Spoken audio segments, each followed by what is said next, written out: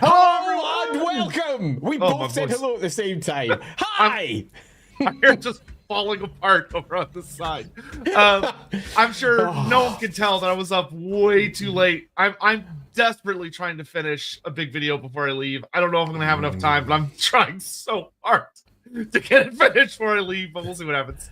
And obviously we've been discussing what's going to happen when he comes over, and that includes confirmation of what character he's going to be playing. We just had it just before the stream, and it's so going to excited. be a fun one. I've even done a picture. I've sent over the first quick stab at it, but I'm hoping to do another couple for some fun adverty goodness for you all to see when Sotek arrives here and plays some Warhammer. It's going to be fun. Yeah, it's going to be a really, really good time. We'll have a lot of advertisements and stuff I'll be showing out before I leave. So like today and tomorrow morning, there will be a lot of stuff posted everywhere just so that that's all in place. Done. I'll even set some scheduled ones so that they go off while I'm not here. So we will handle all that in the next 24-ish hours, because in less than 48 hours, I will be somewhere in the UK. So there's stuff is happening. It's proper happening. Looking forward to it. And sometime within the next week, he's going to be literally here in this actual place. It's going to be amazing. Yeah, so want to thank everyone, by the way, for all like the little ideas and stuff about like what to do for the episodes and things. We'll talk more about that at the end of the stream, as we've been circling in on things. I think we're still kind of figuring out what we want to do for like the following Wednesday, but we figured out Sunday. Sunday's locked in, so that's good. Sunday's definitely locked in. We know we want to do Sunday, but we're not sure what we're going to do on the Wednesday. So, yeah, we'll probably decide that after the stream. So, you've got any really cool, funky ideas, do drop them into the comments as we go, and we will decide it after the stream today. Yeah, but I will be fulfilling one of my career goals, which is to show up in a professional RPG online campaign, and I'm finally doing it. It's another line off the bucket list. I'm very excited. Certainly is. I think I'm equally excited, just because the character that he's going to be playing is, I think, going to be a pretty big surprise, not just for the people watching, but also for the rest of the players, because he's going to have, well, I think appropriately for a Loremaster of Sotek, he's going to have some knowledge, and that's going to be fun. Did you guys know that everything we do is determined by dice rolled by uncaring gods? What? In any event, hopefully you're all doing really, really well. As I'm sure you've seen by all the stuff, today we are doing Artifacts of the Old Ones, which is a much broader topic than it may seem like at first. You may think, oh, it's just Lizardmen. No. This topic is a surprisingly old one that starts, I think, appropriate for an old one artifact a long time ago. So while we dive into our intro, we will cover that. But as always, we'll do a few super chats first, and we'll get everybody settled in before we start telling our tales. Yeah. As far as other stuff goes, this, in case it isn't obvious, this is the last stream I'll be doing until I'm gone, because I am not going to be stupid and try to stream tonight. I got so much shit I gotta do. So this is it for me. I'm finishing off the Lorebeards. I'm getting the hell out of here. But I think that's pretty much everything. We can go ahead and hop into our early messages, super chats and stuff, and then we'll take it off from there. Certainly. Other than that, yeah, should be good. So let's see what we got here. BioFud, how you doing? Hey, BioFud. What is the most absurd or silly old one artifact? Okay, so this will be a matter of opinion. When Andy's doing his intro, he'll talk about some kind of stupid ones that Games Workshop threw in, mostly for giggles. Back a good. How long was the Albion campaign ago now? 20 years? We're talking 20. Oh, it's almost like 23 years now. 23, 24 years, something like that. A full functioning adult. But so there were a number of goofy ones in there, but probably the one that got the most infamy, like really fast, had to be. I would guess that. So even though I actually don't think this artifact was that ridiculous from a lore standpoint, but it was silly with how it got used, which was the what you could call like the old one speed dial device from the end times, where the Skaven were screwing around in the vaults of Slonhapek, and they found a device that basically prank called the Eldar from 40k, and the Skaven freaked out and destroyed it. Which was it's a blink and you'll miss it really stupid moment, but it was genuinely very funny when I read it the first time. I'm sad to admit that's the one I was going to say. Yeah. It's bluntly the most absurd, silly, but also kind of goofy, fun one. Yeah. Yeah. So that one ranks. I don't think there's any that really compete with it, to be honest. Sean Schultz, is Sotek flying by Old One's tech? God, I wish. I think it would go so much faster. It probably wouldn't have an economy class. Yeah. Passing the old ones, here we come. Yeah, sadly, I am putzing my way across the sky like us normal humans do, and it takes a good 9 hours from, I think, 9 to 10 hours from DFW to where I'm off to. So, yeah, sadly, not the case. Sir Panza, if Sotek's Warhammer character doesn't have a rootin' tootin' Texas accent, I will be sadly disappointed. He certainly will have a very unique accent compared to everyone else in the show. I mean, look, we discussed this right at the very beginning. We have,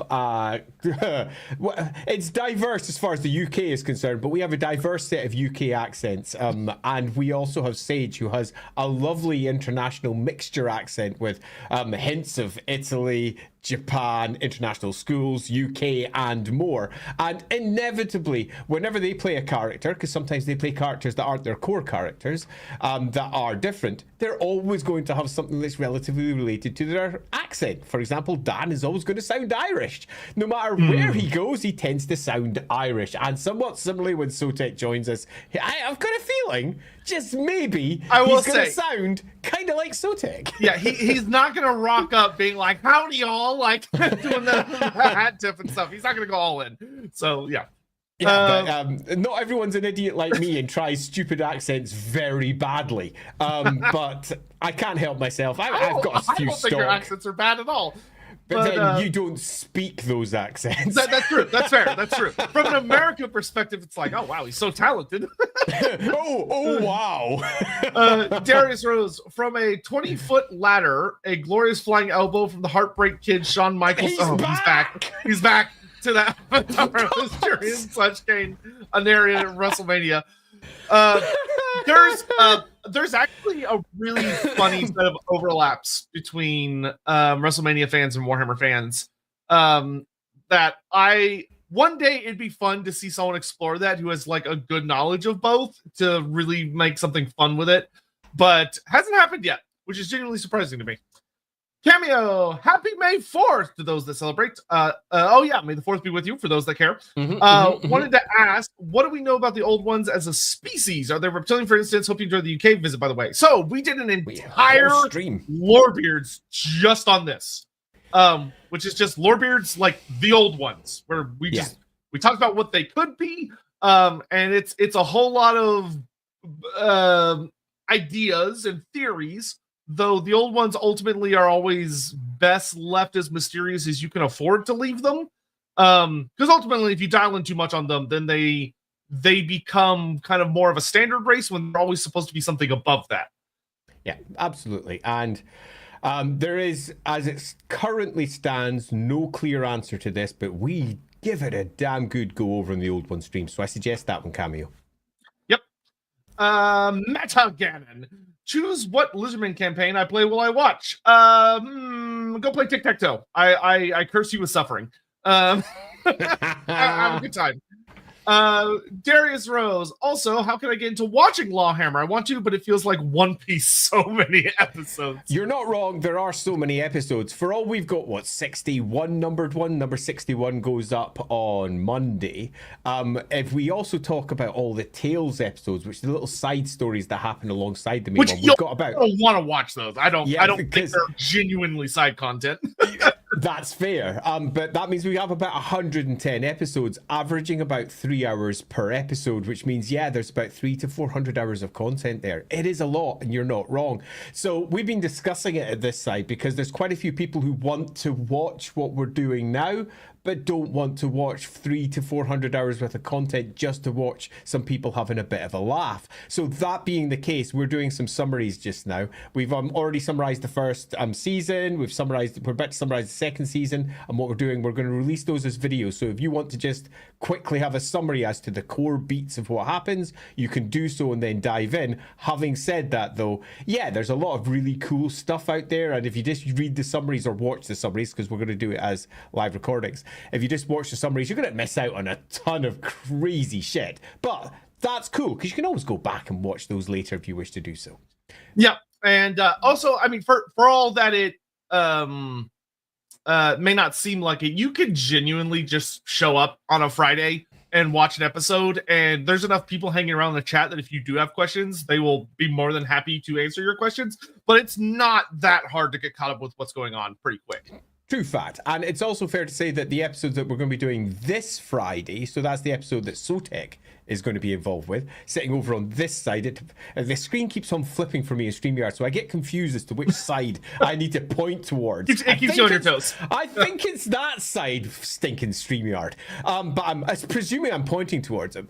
But the episode that we're doing, it's going to be almost standalone. Yes, it's going to be part of an ongoing story, but I'm going to be specifically designing it around and also introducing it as an episode that if you want to just turn up and watch Sotek having a laugh with us, you absolutely can do so.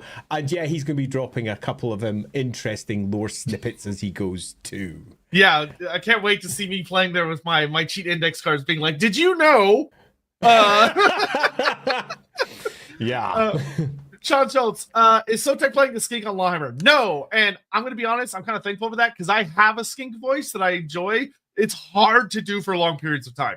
It is genuinely hard to do for long periods. I honestly considered doing this because it is the obvious choice, but I think if we were doing it, we'd be better doing it in a period and a point when it makes sense. Because, I mean, I'm not saying this is the only time Sotek's likely to pop over at some point, and if he ever does again in the future, it's very possible we'll be doing something which is much more skink aligned. For example, campaign number 2, which is looking more and more likely is going to happen, is called Paths of the Old Ones, which, you know, that sounds like that would you know, fit in a little bit better than you might expect. So if we're doing Paths of the Old Ones, which is looking kind of likely, then yeah, that might be a nice thing to do for then. But I think for the first one, we start a little bit more sensibly and a little bit more easily on his poor voice.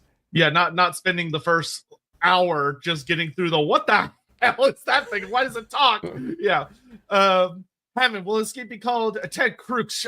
Only if I could die horribly in the first 5 minutes. We could have him slain in the most horrendous fashion and then just leave him sitting at the edge of the table going, it'd be worth it. Do for the next 4 hours. Frank Grayman, it's my birthday tomorrow.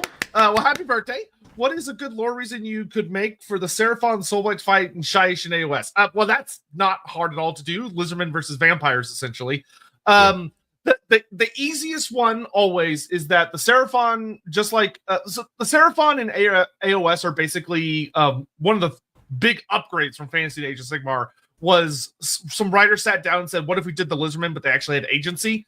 And so a big aspect of that is forcing the Great Plan to go, well, those of them that still follow the Great Plan are at least doing up to shenanigans, forcing the things they think needs to happen into alignment as opposed to just kind of waiting for them to happen. So what you could easily have is that the Lizardmen or the Seraphon believe that a certain site needs to be completely cleansed of any and all things, and they need to put a Realm Shaper engine there and restore it to some manner of stability because they believe it'll have some great effect in, thousands of years in the future. And the vampires are currently camping out there and they're maybe, siphoning power from some kind of geomantic power nexus to further their own necromantic rituals. And the Seraphon are like, nope, that shit needs to stop. And that'll cause a fight. But Death versus Order, they fight over a lot of shit. A lot of shit. Perfecto. Darius, who's more grudgy, the average dwarf or Bret Hart? Bro, I don't know any of these fucking people. So it's going to be the average dwarf. It's not going to be Bret the Hitman Hart. It actually turns out he got over a great deal of his grudges. So there you go. The average dwarf is probably going to be a bit more grudgy. If not a skink, call him Thaddeus Cruzeiro. I didn't realize he turned into an Estalian or a Talayan there.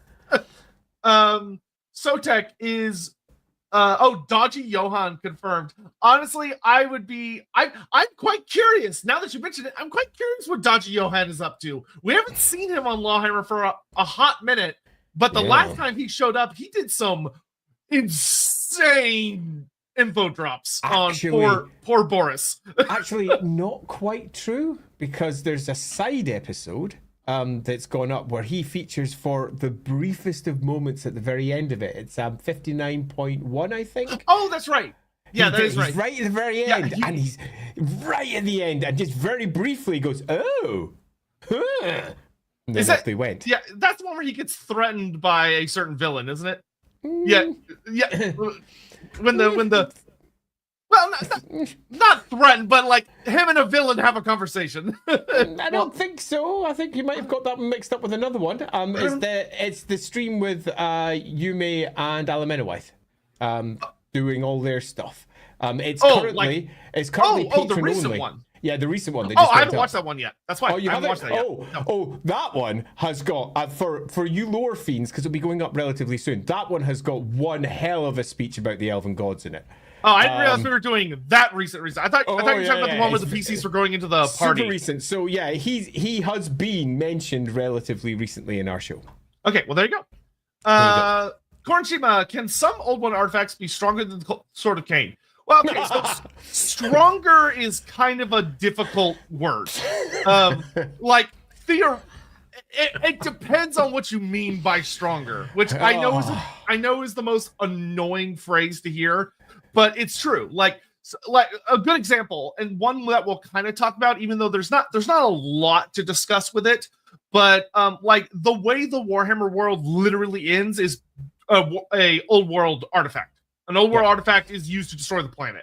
So you could argue that because it destroys the planet, oh, well, that's pretty powerful. But someone could counter argue that it's not really what it's supposed to do. It's more that it gets twisted to do that. And I would say, I don't think that there is a old one artifact that you could give to a character to use as a weapon that would be more deadly than the Sword of Cain, because you can't really get more deadly than that. You just kind of equal it, which you could argue that there are some that equal it, but I wouldn't say that there are any that are stronger, where I would put it in like, oh, this is S class, but the Sword of Cain is only A class. Like the Sword of Cain is always S class.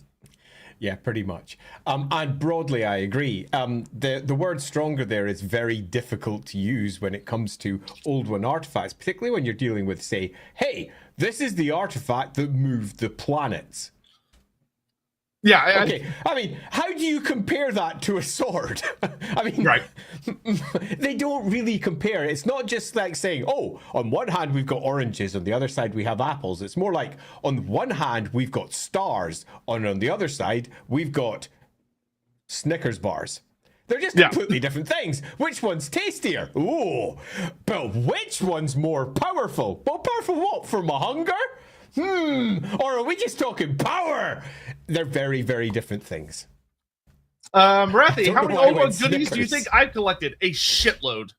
I would say Marathi probably has the Marathi would probably be in the top 3 of the largest Old One artifact collections outside of Lestria. I would be willing to wager that.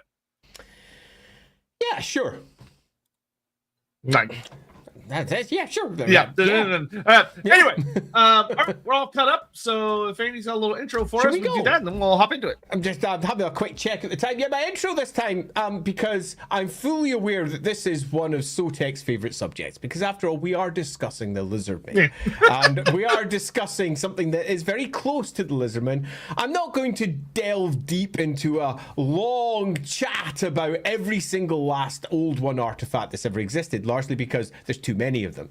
But I will take a brief, let's say, tour through time as we go all the way back and start with, where did the concept of the Old One artifact come from? Heck, it's pretty much from the beginning. We go all the way back to Warhammer 1st Edition. We go all the way back in time to the very first book, Forces of Fantasy, or the very first compendium where Kremlo was introduced. And yeah, I went there. We have got ourselves the earliest iterations of the Slann. And the Slann, at this point, are already kind of sort of connected to the old ones, but not quite. Their empire, the Great Slann Empire, which is down in Lustria, as it's described then, is not the oldest empire in the old world, or indeed the Warhammer world. The oldest empire at this point is the elves. The Slann Empire, which were the frog people of this point, was just an ancient one that was decimated by disease when the elves first arrived there. This changed very, very quickly. As we move from Warhammer 1st into 2nd, and then slowly but surely expand the lore out for the Warhammer world, and then hit 3rd, the Slann have completely changed. They are already children of the Old Ones. In many respects, the Slann may even be the Old Ones in these earlier editions, who have devolved into this frog tribe basic species. And they have already by this point, all the way back at 2nd edition Warhammer, artifacts of the Old Ones. But they're not the only ones. Artifacts of the Old Ones in these early editions pop up all over the place. And most famously, they pop up with the Amazons. The Amazons are a species of human that you find down, strangely enough, in the equivalent of Warhammer's Amazon Basin called, strangely enough, the Amazons. It's almost like, who'd have thought they copy paste things from the real world. And the Amazons of Lustria had Old One technology. Most of the time, these Old One technology, these Old One artifacts were marked as artifact of Old One. And then it was, quite literally, a las pistol. Pew! Pew, pew, pew, pew, pew. And I'm not just saying it sort of looked like a las pistol. It might have been a las pistol. No, it was a las pistol from 40k. It was just copy-pasted straight over. The art was used. Ping, ping. The original art for the Amazons with the las pistols have freaking las pistols. And this early iteration of Warhammer, this is now Warhammer 3 and Warhammer 40k first edition, was common because back in this era, so we're talking late 80s, early 90s, as 40k is coming out, it was very common to find a mixture of Warhammer and 40k slamming together in a variety of ways. We had Old One artifacts that basically were power fists, chain swords, and similar, but wrapped up in this almost fantasy realm version. And why was that? Because 40k and Warhammer were the same setting at that point. They were basically one big area that they could use together and connect through the warp. And that's loosely how it worked. Because if we look at Warhammer, it was never fantasy per se, in the same way that 40k was never science fiction. Warhammer has always been a post-apocalyptic sci-fi in some respects. It used to be a proper sci-fi setting with Old Ones that came in silver spaceships, brought technology and moved the worlds using their artifacts, and moved the worlds closer to the sun and changed the Warhammer world into what we know today. And then their technology fucked up. Blew up, in fact, causing the Chaos Gates to erupt with chaos all over the place. The Chaos Gods came, and everything that once was lost, leaving artifacts spread across the world. That old scientific world is now left as nothing more than crazy artifacts. And in early Warhammer, those artifacts were most commonly used as 40k artifacts. High tech in fantasy. However, this was to change, and it was going to change significantly. And it was going to change significantly for the same reasons that we've discussed in many previous streams, because Warhammer began to have its own unique identity, and so did 40k. And they split them very much in the studio and said, Warhammer's Warhammer, 40k's 40k, they don't mix!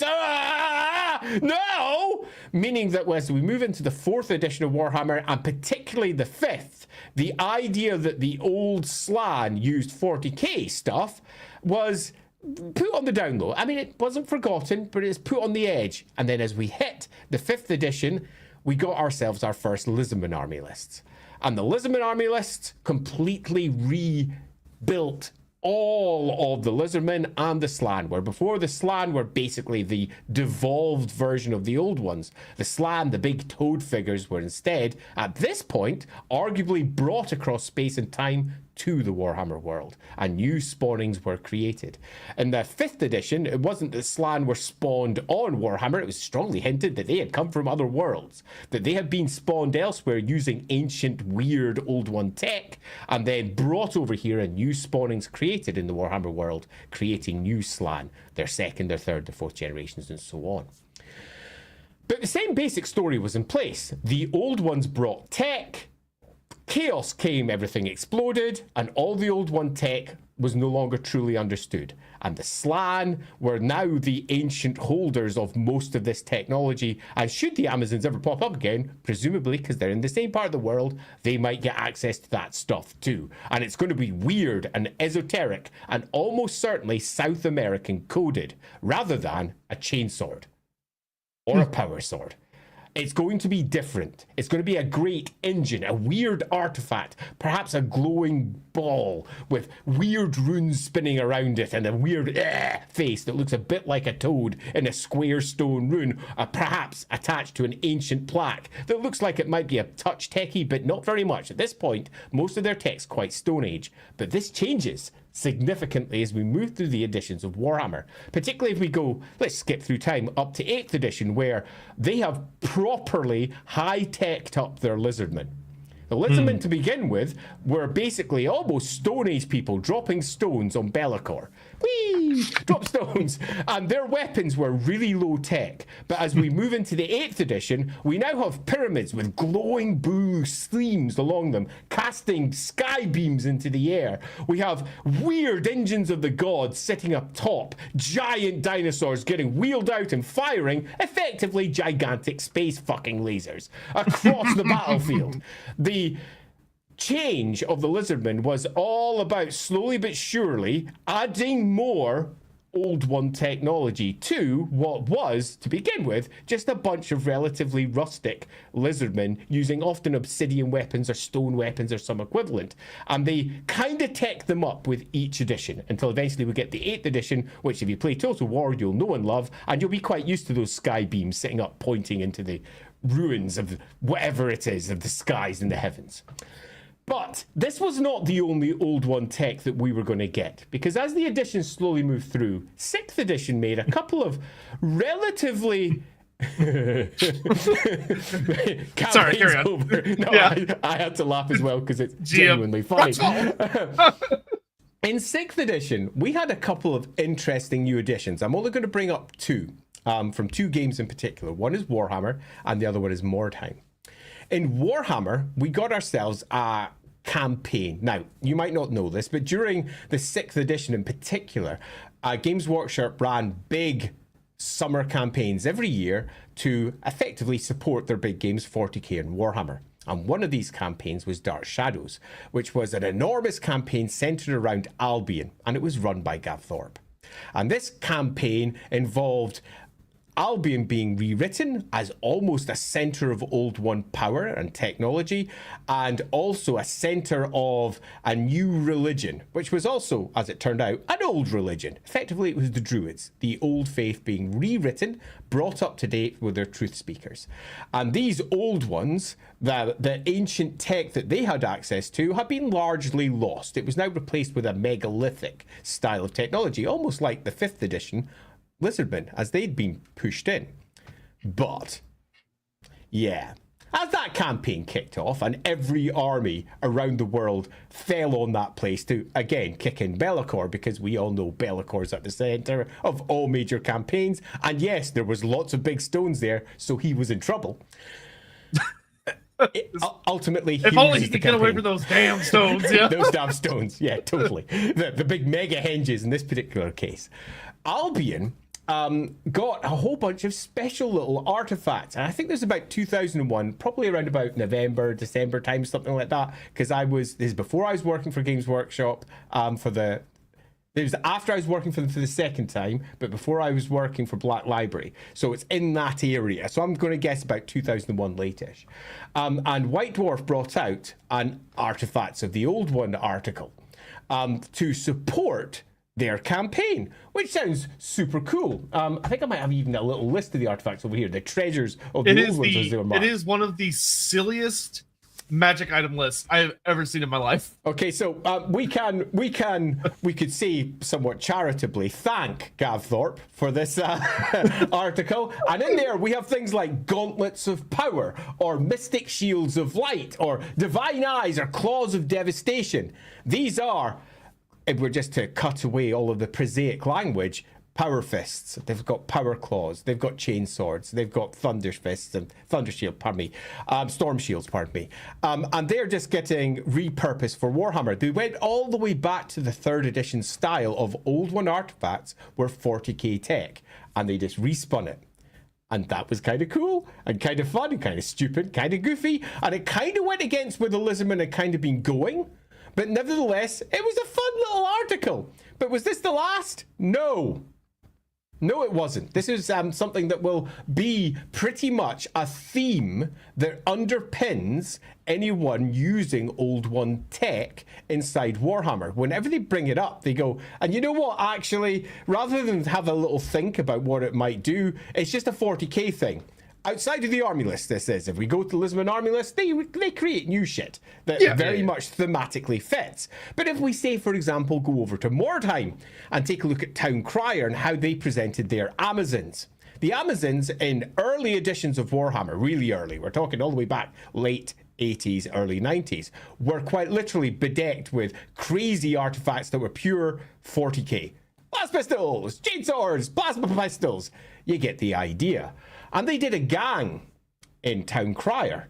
This is probably going to be around about 2002-ish, I'm going to guess, somewhere around there. So it's after Gav's article has been written. And the Amazons inside Mordheim had Old One artifacts. Guess what they were? You can't guess. Yeah, they were 40k guns. Woo! Pew pew pew. Because it was almost thematically appropriate for them to have them, and even though Amazons in later versions kind of dropped that aspect to it, I think it's almost a bit of a shame, because the idea of them having ancient tech spun up is good. It just needs to be repurposed and built up in a way that feels like it's Old One tech rather than 40k tech, which is kind of what they do typically. So the Amazons repurposed them in that fashion, and we got our quick pew pew pew Old One tech, being again a 40k representation. And you'll find that whenever this happens in Warhammer, so for example, I get access to an Old One artifact outside of the core Lisbon army lists, it's always 40k tech. Pretty much. I mean, some later novels might, go down a far more Lizardman route, because they're Lizardman novels and they're speaking to the Lizardman army lists. But if they're just picking up a random thing, they will often reference 40k. And that's for two reasons. One, 40k is popular, and it's always fun to reference the popular thing so that the Warhammer people can say, oh, that thing, I recognize it, and point at it. That's a power sword. It's kind of fun. It's kind of cool. It's a little bit goofy, but it's also, if it's done well, fun. And we like fun. It's a game. The background's all made up. This is cool. And that's okay.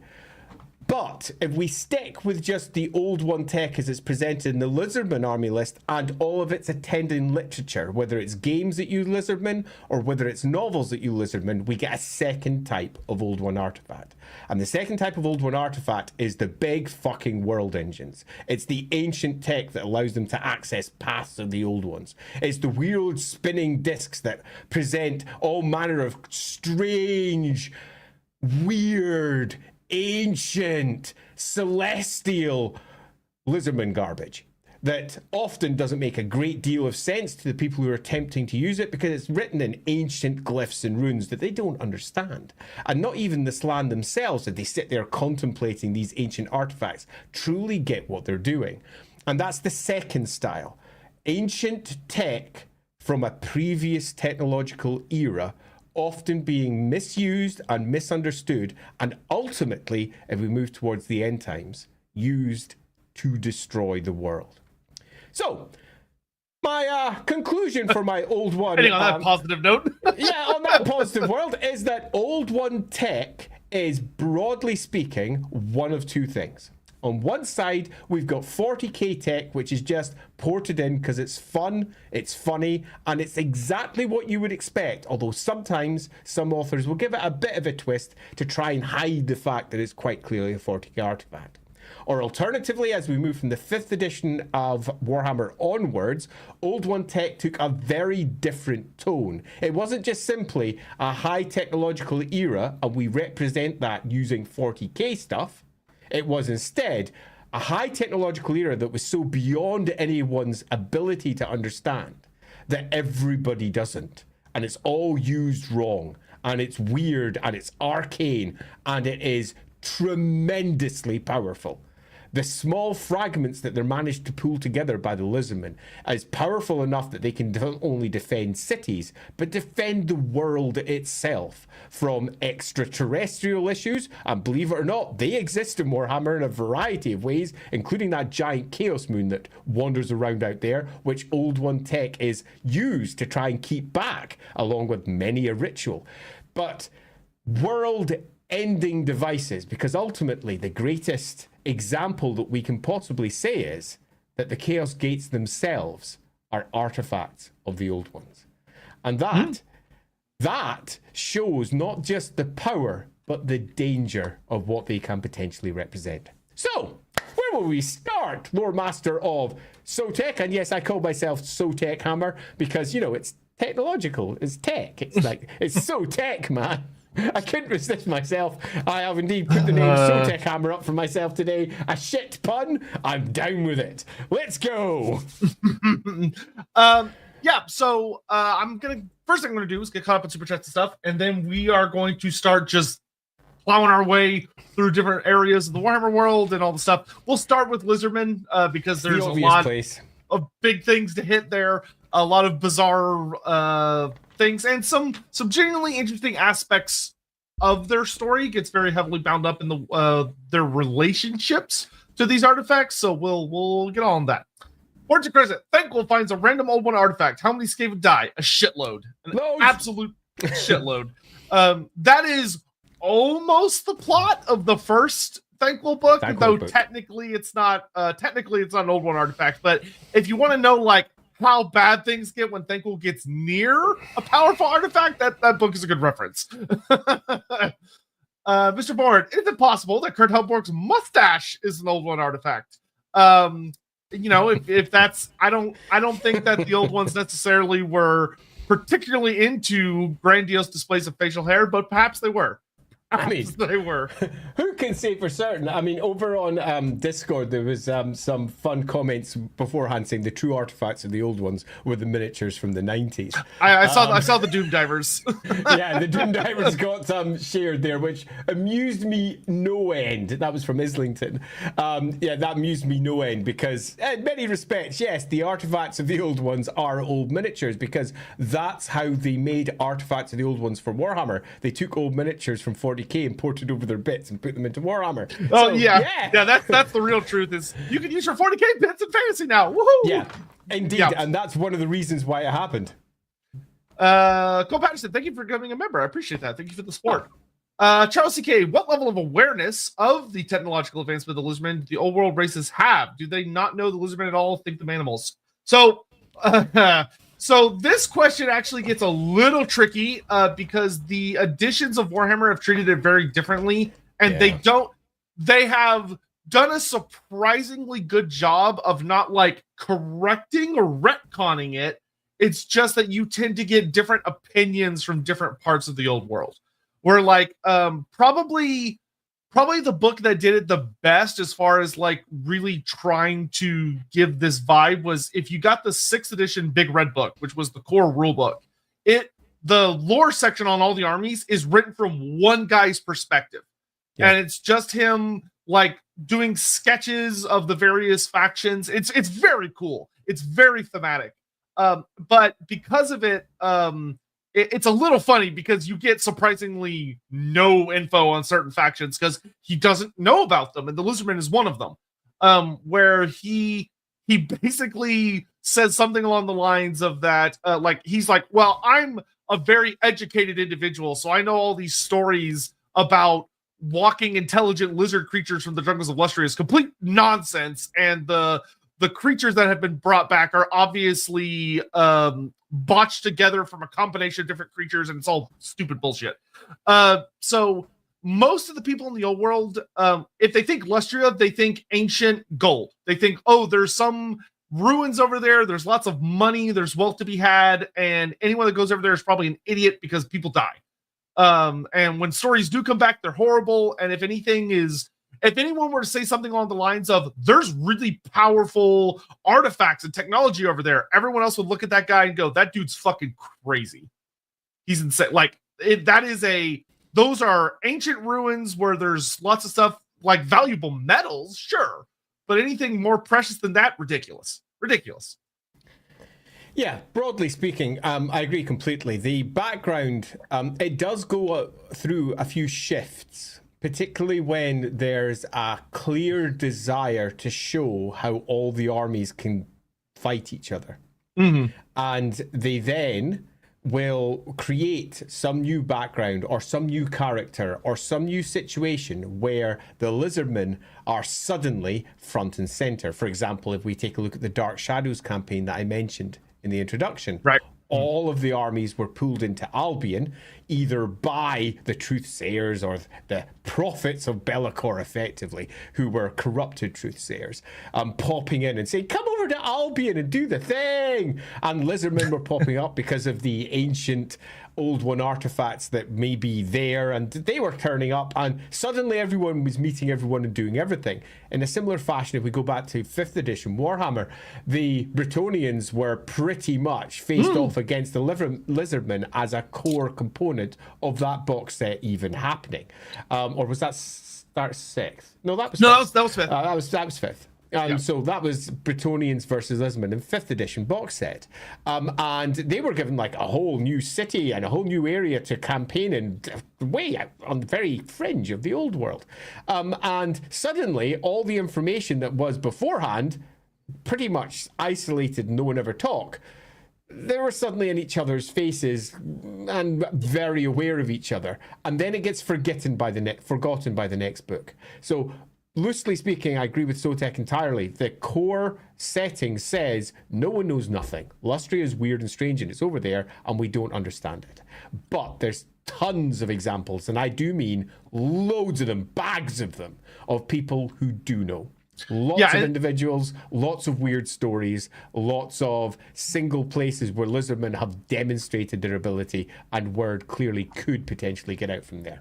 Yeah, and like and it's one of those things where obviously there will always be exceptions. Like, I mean, even in 8th edition, they released a Storm of Magic book, and the Storm of Magic book has this really silly thing that happened very recently, like in the 2500s, where a lizardman army got teleported by a Storm of Magic out to outside Averheim, and then they attack Averheim. And then the storm ends and the lizardmen get teleported back out. And everyone was like, what the fuck was that? That's the thing that happens. Yeah, so there's always weird exceptions and stuff, but Yep, agreed.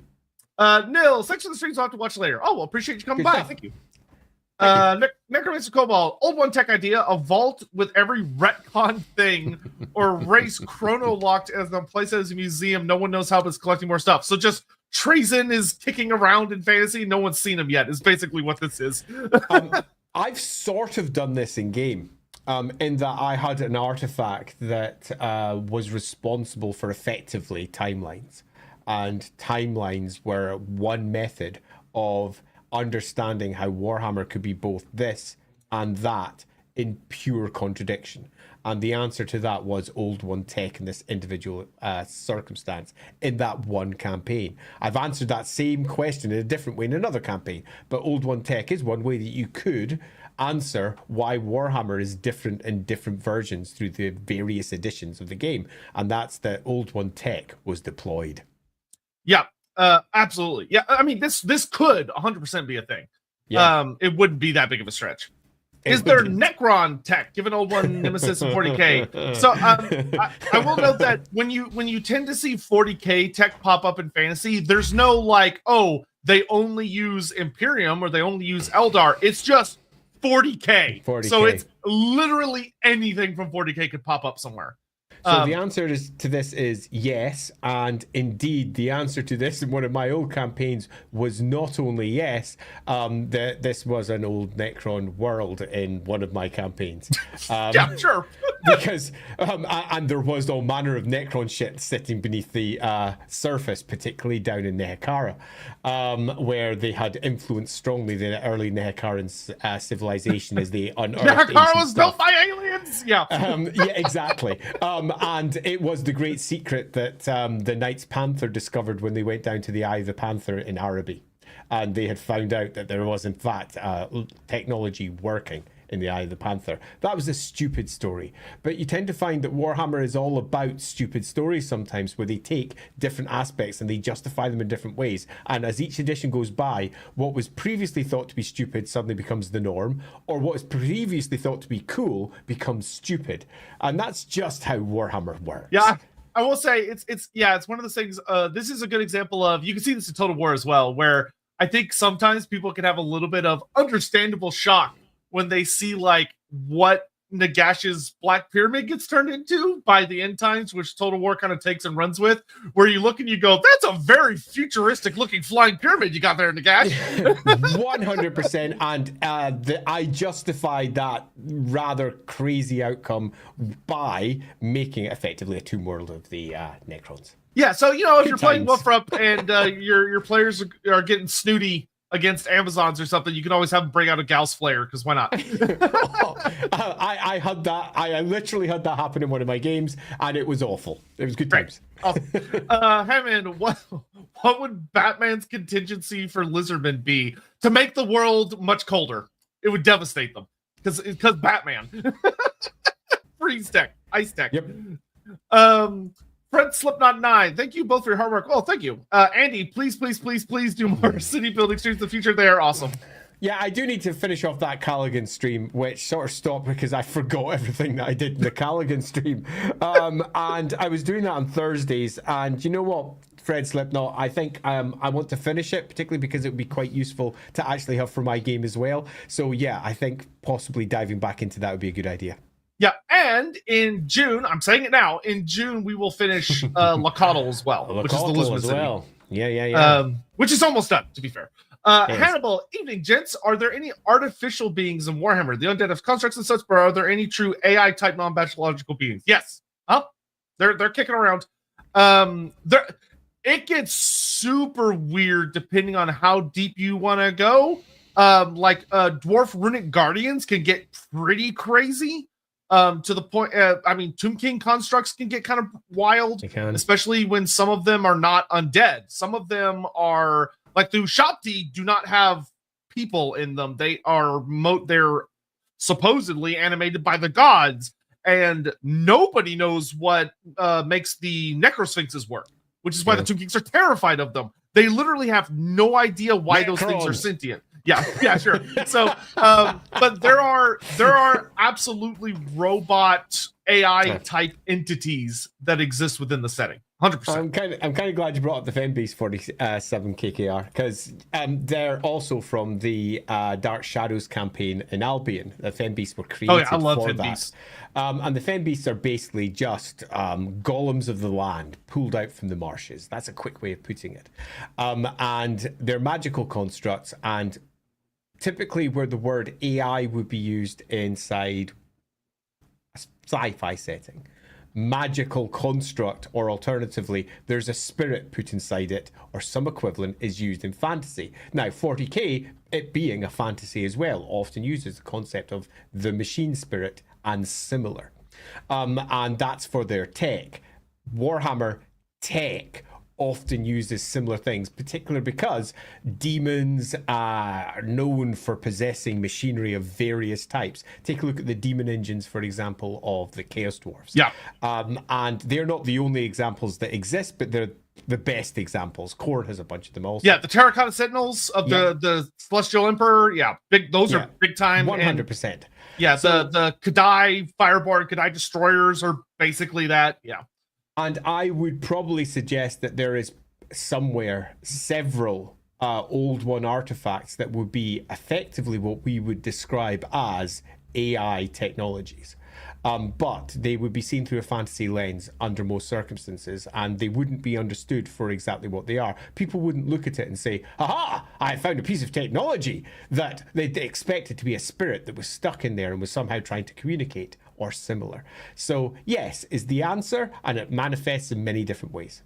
Hammond, if the anti-life equation existed in Warhammer, would the Tomb Kings, Undeath, and Lizardmen be affected? What about elves, dragons, both and other species? I don't really know what the anti-life equation is, other than Darkseid really wants it.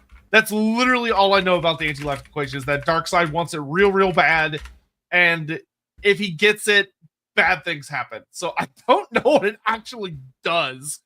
But presumably... So, having just read it up, they'd all be fucked. Because it is a mathematical formula, transcendental at that affects sentience, not life. Okay, and because it affects sentience, yeah, they'd pretty much all be fucked. But it being comic book based, there is always a kryptonite based written into these things. So there would be those who would be unaffected, and the most obvious option would probably be undead or something similar. Yep. Mads Christensen, are there other dwarf friends that Malekith are there other dwarf friends than Malekith, Sigmar, and Felix Jaeger? If so, who are they? So they are there others? Yes. Do we know that many? No. They're pretty rare, which they should be. But they also kind of fall under that. They'll just kind of show up when a writer decides to throw one in, as opposed to there being like a standardized list anywhere. But they should be used very infrequently, because dwarves don't like to hand that out. This is something that the roleplay book should just nail down, because roleplay is where we get to look at the added detail. So a dwarf book, if it introduces the concept of dwarf friend, it needs to describe what it is. So it needs to say a dwarf friend is someone who is respected for blah, blah, blah, blah. They go into the whole concept. And then they need to provide examples so that the players of the game, whether it's the GM or the players who are reading it, can go, this is what it is, that's what was done to get it, and that's the benefits that were received because of it. Without that, it means nothing. It's just a fable. It's just a very difficult thing to pin down. And as it currently stands, Warhammer kind of almost takes that route, in that it's this mythic, weird thing that writers use to show that that character's special. And the dwarfs have marked them out as special. And that means that you as the reader can go, ooh, they're special. They're dwarf friends. Ooh. Where the roleplay book should go to town now. I haven't read the most recent dwarfy one, so I'm not sure if they have done that. But if they haven't, they should have. You're looking at the background right now, are you? Yeah, so, I was looking to see if they have. I would hope, given that there's been some recent dwarf material done, that's it, because a core component of roleplay writing is not just saying that things exist, it shows you how to use the things. Because all of the writing that you have in a roleplay book isn't about, understanding the world per se. It's about using the world. And if you can't use the world, then the material that you're presenting is, to a degree, useless. Now, you might go, well, that means all the history is useless because you can't use that. Wrong. History is a core component of understanding the peoples of the current time. And how history impacts people in the current time can be, again, shown how it can be used in adventure hooks or various dungeons that could be explored or whatever else. So that's... the words show up in here, but I'm not. It's so there's some mentions of it. I don't know how in depth they go for it, but at least it's mentioned in the book. Cool. Okay, so mention is good, but mention without deep discussion as to how to use, not necessarily quite so good. But that's where it should be covered. But as it currently stands, the only time that it gets properly used is when Games Workshop themselves are highlighting a character, which is why it's only like Malekith, Sigmar, Felix Jaeger, et al. That ever have it attached to them. Yep. So it might be in there somewhere, but yeah, I haven't looked at it yet. All right. We'll find Watchdog 3079. In earlier versions, do you think Amazons would have been intended as a partner race of the lizardmen like ogres and Noblars, though they're far less abusive? No. And I'll say that because Amazons go way back, like way back. And in every version, they've always shown up as a strange relationship with the other races of Lustria. Where they are another group.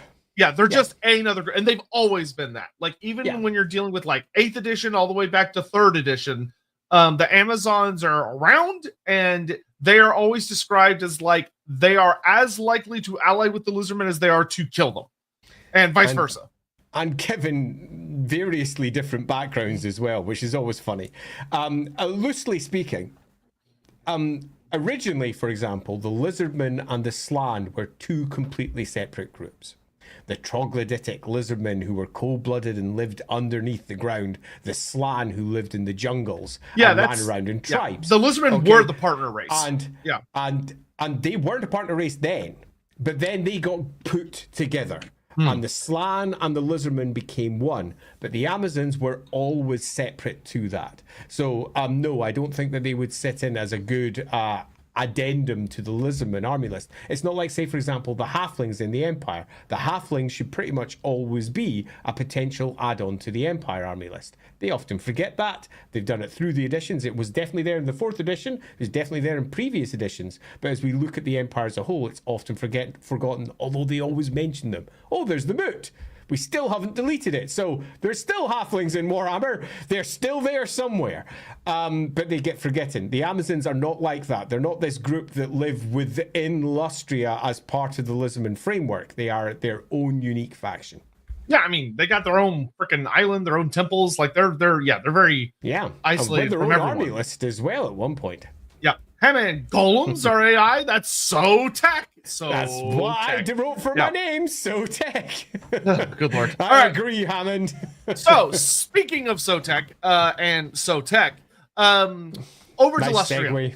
Yeah, where we've got our glorious lizardmen. So 8th edition was a really interesting time for the lizardmen as a whole, because in prior editions we had old one technology, but it was very rare, and it was mostly relegated to magic items, and that was it. And it very rarely came outside of that.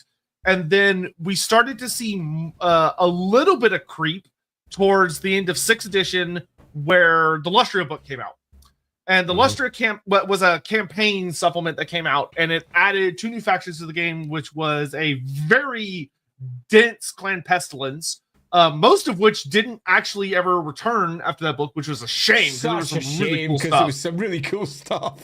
Yeah, but the Lizardman stuff introduced things that became staples for the Lizardmen, the most famous of which was the Engine of the Gods. Engine of the Gods. And the Engine of the Gods is kind of where we'll start with. Of that, when it was first introduced, it was a little funny because it was a very elaborate kit bash. It didn't have an official mini.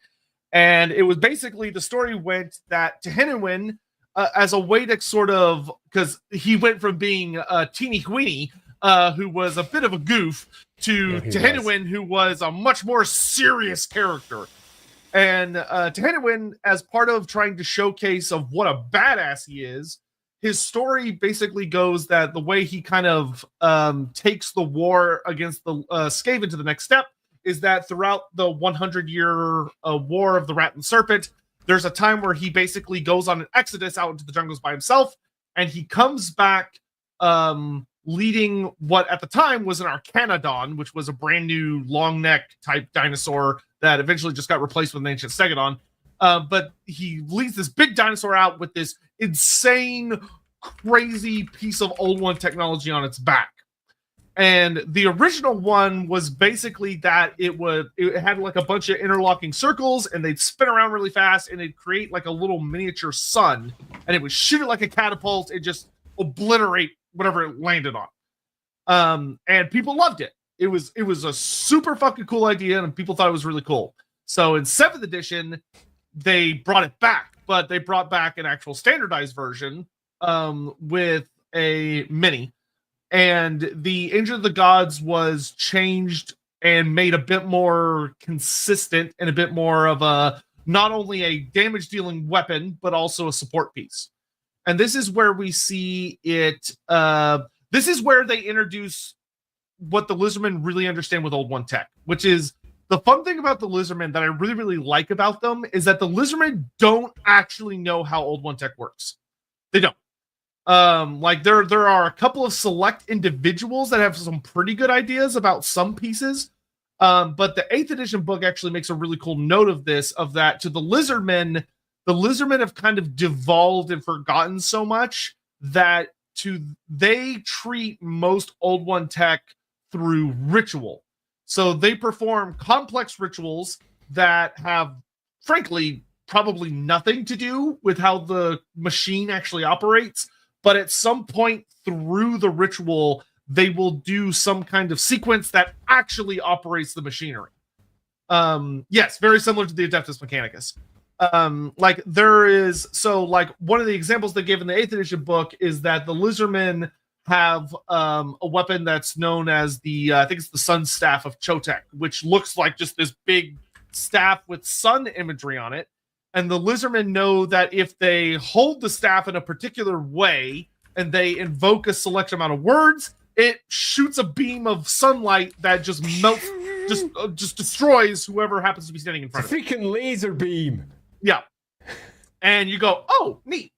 Yeah. So the Engine of the Gods, when it got standardized, became this big throne looking piece that had all these elaborate inner workings in it, and it allows the Lizardmen to control the winds of magic. It allows them to direct it in a way that they see fit. It can absorb it, and then it lets out these blasts of power. And the blast of power was particularly interesting because it talked about how it would radiate out a wave of light that would not harm the Lizardmen. It would ignore the Lizardmen, but anything else would get incinerated. And it was particularly effective against creatures of an etheric nature. And this included demons, forest spirits, undead. So anything that required magic in order to kind of function would take bonus damage, which was a very interesting rule. It wasn't like an unusual rule. There were a lot of rules like that. Like the Lore of Light, for instance, was good against anything magically natured. Yet more lasers. Yeah. But it also could let out a bit of a bubble that protected units that were being attacked by various forces because it was projecting like an energy shield.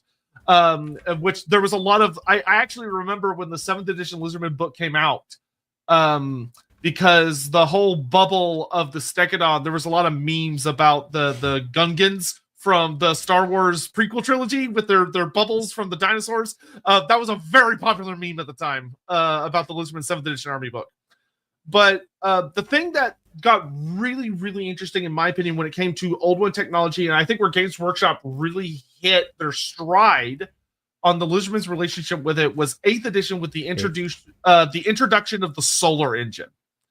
And the reason is, so the solar engines, if you're not familiar with them, are these big yellow solar crystals that are put on the backs of these new creatures they introduced called Bastillodons.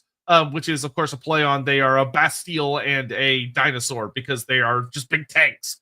And these crystals would literally absorb sunlight and then would convert it using the winds of magic, likely actually, to turn it into this nightmarishly strong fire beam that would just fuck up anybody in front of it with just crazy amounts of magical fire damage. If you rolled lucky. If you rolled poorly, it would kind of spurt out a little sad thing. But most of the time, I think I'm like a 4+, it would absolutely melt somebody's face in front of them. But Games Workshop did something super clever, which is that when they designed the mini, the way the Solar Engine was designed is there's an activation plate on the back of it. And Games Workshop very deliberately designed it where it's a press plate that's supposed to be pressed by putting your hand on it, but it has 5 fingers. But skinks only have, and all lizardmen only have 4. And this was actually deliberately called out in the article they put out on whatever they used to have for Warhammer Community back then. But when they released the mini, they actually deliberately pointed out that the lizardmen don't actually have the right amount of fingers to use it, but they're able to use it for destructive purposes. And like the heat it gives off invigorates the lizardmen around them. But one of the things they point out within that article that's so great is that because of the fact that it's got the 5 fingers on it, and the fact that the lizardmen don't actually know what it was meant to do, the lizardmen in many ways are kind of abusing the technology, not intentionally, but the most likely thing when you're looking at it is that this was not its intended purpose. This is not what this engine is supposed to be used for. It's just a use that the lizardmen have found for it. And that is a staggering amount of the old one tech that you find in the Lizardman army list, is these bizarre, cool pieces of tech that the lizardmen have found out how to use for war, because obviously it's Warhammer. But the tragic part is that if you really think carefully about what the tech is doing, you can often actually come up with ways that it might be wielded for non-war purposes, but the lizardmen don't think of it that way. They're already not the most creative race in a lot of ways. But they are so stunted by how this stuff works. Another great example of like a piece of old one tech I really, really like is there's this thing called the Dragonfly of Quicksilver. And it's a little robot, literally. It's a robot in the shape of a dragonfly that's made of a material the lizardman can only think of to call Quicksilver because it's such an advanced metal. And it's a metallic automaton that flies around and can scout for information and communicate info back to the lizardmen, which is such a insanely fascinating, sophisticated piece of tech. And the only thing the lizardmen can think to use it for is scouting deployment. And not because the lizardmen don't think about how it works like a human would, right? Where a human or a dwarf or an elf might be like, how do I take this apart and how do I recreate this and make more of these? The lizardmen just go, oh, I have this thing and it does this purpose after I do this little chant or I do this hand maneuver or I say these words, and they pass that information down from generation to generation. But one of the things I really love about the 8th edition book as well is it adds that when the lizardmen are passing information down from generation to generation, they often add unnecessary steps due to misunderstandings. So they end up making more and more elaborate rituals, as skinks in particular have a really bad habit of being like, oh, well, when I use this artifact, I made sure to say these words, and then I looked to make sure the sun was at this particular time of day, and then I also blinked 3 times, and I was facing north. And so the scribe that's recording on how to do this for future generations go, okay, so you need to face north. It has to be when the sun is in this alignment. You have to blink 3 times. You have to say these words. And oh, now that I think about it, it's raining right now. So like it only works when it rains. And it just keeps adding to layers. So there's all these layers of mysticism to it. Where most of the old one tech that the lizardmen use, for instance, that isn't like a very straightforward weapon, which I'll give some examples of those, are the actual functioning part, like the thing that makes them truly activate, is usually left up to mystery because you don't know which of the steps is actually the crucial one, which is fun. Yep, agree completely. And from all of that, I'm only going to pull out one detail, which I think we often focus on, but I'd like to highlight it just to say that it doesn't say what you necessarily think. And that's part of the fun of world building in general. And that's that 5-fingered splat on the engine. And the first thought that many people have whenever they see that is that the skinks don't know how to use it properly. They've got their 4 fingers, they slap it in, and they're only on one side like that. And that means then that the old ones must have had 5 fingers. No, it doesn't at all. But it does mean that who functioned that machine likely had 5 fingers. Indeed, if you want to build a different story, you could easily say that these machines were first built for humans or elves or another species entirely. All of that makes sense because Old One tech does not mean tech that was used by the old ones. It means tech that came from the time of the old ones. Much of it may have been built by one of their servitor species. Much of it may have been built by possibly the old ones themselves, but most likely by their servitor species. A clear example of that was one of the justifications I used for the building of Nippon that we did over in Lorehammer, was to show how humans were a core component of what the old ones were doing back then as well. So I'm just pulling out that one because Old One artifacts are not necessarily artifacts used by old ones. What they are is artifacts from the time and the era of the old ones. And just because something looks like it may have been made for humans and thus, oh, does that mean old ones are just humans then? Absolutely not. It in no way gives you any evidence about the old ones themselves, but it does give you a lot of evidence for the type of world that they were living in at the time. Yeah, like an easy example I could think of off the top of my head is that, remember, the Warhammer world used to be mostly polar ice caps, used to be mostly covered in frost. If you had a species of warm-blooded creatures that you needed to survive in very cold environments, the solar engine would have been absolutely perfect for that, absorbing a distant sun's rays and providing warmth. Yeah, agree completely. And if you've not seen that, I posted a quick image over on my Discord. So that's sitting over in the Lorebeards chat one, just in case you want to have a look at what that looks like. It's an easy image, and you can see the lizardman there with his hand stamped up against that machine. So where are we going next? Some other artifacts I do want to call out, because there are some very, very there's a couple that I find really fascinating, worth of pointing out some of the stuff that Old One Tech was capable of. And once again, how it's being used for, it's literally a space heater. Yeah. Another really good example of a magic item that is now used for war purposes, but likely was used for something else, is, so the character Tic-Tac-Toe, who I recommended someone play earlier, is a skink who's actually a very cool character who rides around on Pterodon, and he wears this really elaborate, crazy looking mask that's called the Mask of Heavens. And the thing about the Mask of Heavens that is super fascinating is that it allows the wielder or the bearer to literally meld their mind with creatures around them. In the case of the Mask of Heavens, it melds his mind with pterodons so that they become consciously essentially one entity. And he's able to give instant mental commands, see what they see. And when he wants them to do something, they do it instantly. Which, once again, this is something you could see having a lot of very good practical use outside of war or combat scenarios. But because of the way the Warhammer world is, it only is used for, terrible destruction and combat and stuff. Because Warhammer.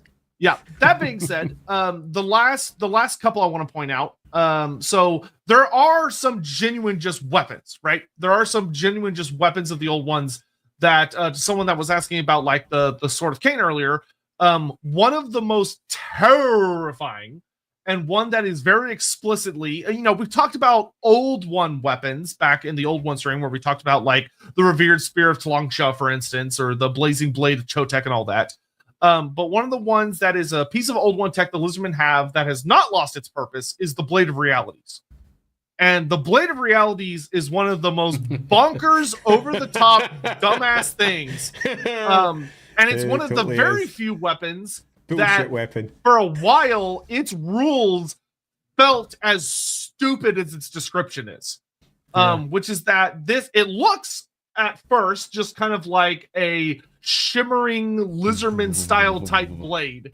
But what's revealed about it in its lore blurb is that this weapon exists on all planes of reality simultaneously, including within the ether. So if the lizardman cuts somebody with it or kills someone with it, you just fucking die. Your soul, your etheric presence, everything about you that exists in every possible reality is destroyed. And this was just as a small interruption there. If you go back to our stream last Wednesday when we were discussing the afterlives, and at one point we had a quick breakdown of the soul as far as Nehekara was concerned. Basically, what the sword there is doing is cutting through each and every part of your soul, on top of everything else that it does as well. But it's cutting through it all, so it's cutting everything, and it's also particularly nasty against demons. Yeah, and it's one of the few, this can perma-kill a demon if it got smacked with it. And its rules were fucking hilarious. I cannot tell you how many tournaments I went to that when you said, I have a Carnosaur Lord with the Blade of Realities, they went, fuck. Especially in 7th edition, where it was, every time you get hit with this weapon, you take a leadership check, and if you fail, you instantly die. You get no saves, no ward saves, doesn't matter how many wounds you have, no matter what your special rules are, you just instant die, fuck you. It was goofy. But the last set of weapons I'll talk about before we kind of move on to some other parts of the world is that there was one final book that came out that decided to take the idea of Old One tech as, I would say in this case, being very heavily abused for not being used the way it was intended to be used, which was the Dread Saurian from the Monsters Arcanum. Which the Dread Saurian came out and was already a ridiculous model, but because it was so big and goofy and over the top. But they decided, they went, well, what if you could take it and you made it so dumb that people wouldn't want to play with you, and you could give it a set of Old One artifacts. And when you hear about what these artifacts could do, but then what they were used for in battle, it's very funny. Like a good example is Tepok's Crystalline Eye. This one says that supposedly that Tepok, who is said to be an old one, though the Monster Arcanum makes a goof and calls him a Slan instead. Though you could argue and say maybe he's both. But Tepok is this Crystalline Eye is said to allow the one who is using it properly to call forth the spirits of anyone who has died. To literally summon the souls of the dead and get them to do the user's bidding. What did the Lizardmen do with this incredible piece of insane technology? They strap it onto a big fuck you dinosaur and turn it into a big fuck you ghost dinosaur that becomes ethereal. So it literally can't be affected by anything that's not of a magical nature. It makes this giant, horrible dinosaur essentially turn into a ghost. Because why not? Another example is there's like the blazing configuration of Sotek, which is a powerful piece of Old One technology that when applied onto a set of big armor that they then strap to the Saurian, makes anything that it's strapped to have the ability to become wreathed in flames. But it's also protected against flames. Which to me makes me think of something like entering atmospheres. What it was actually used for. Totally. As opposed to turning a big fuck you dinosaur into a flaming comet that flies across the battlefield and kills everyone. Because cool, well, yeah, you know, credit where it's due. Another really powerful Old One tech that we learned about is the Golden Shroud of Flascodal, which is when activated, produces this glimmering, gorgeous golden aura of light that when used in a battle scenario, blinds people and repels etheric energies. So it really, really, really fucks with undead and demons and stuff. But you can imagine this thing being used either if you're if you were traveling, say, through the ether, and you needed something to keep the things in the ether away from you, kind of like how the Imperium does with their the Geller fields or whatever. This is functionally that. That it's something meant to dissuade and keep etheric entities away. But it also blinds the shit out of mundane people. And I think this is something that is a good example of how a lot of the Old One tech manifests. And that is that the writer, the author at hand, thinks, okay, what piece of tech would the Old Ones need? They'd need this. How are the Lizardmen going to fuck that up and use it in a completely different way? And then they create some form of new unit, new monster, new thing out of this. And I think that if you're looking at Old One artifacts, or for example, looking to build your own Lizardman equivalent, that's a really good starting point. Think about what your world's version of the Old Ones were doing and how they were changing the world, and then think about what they needed to do that, and then think about the device that did it, what it took to activate it, to make it do its thing, and then think about what several thousand years worth of misunderstandings, added ritual, and weirdness is going to do to this artifact, which then gets strapped on the back of a giant dinosaur to do something stupid.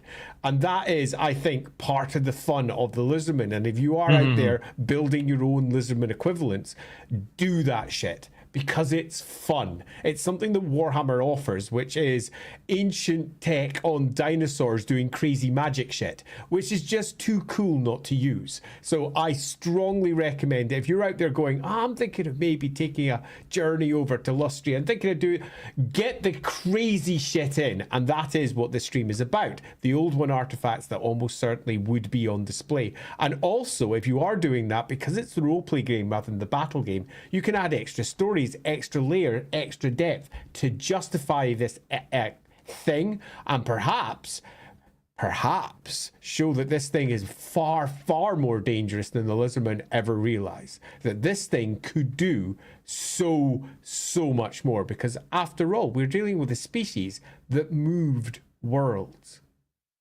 that shifted entire continents, that went to mass warfare across the globe in a way that has been largely, come the modern Warhammer era, forgotten.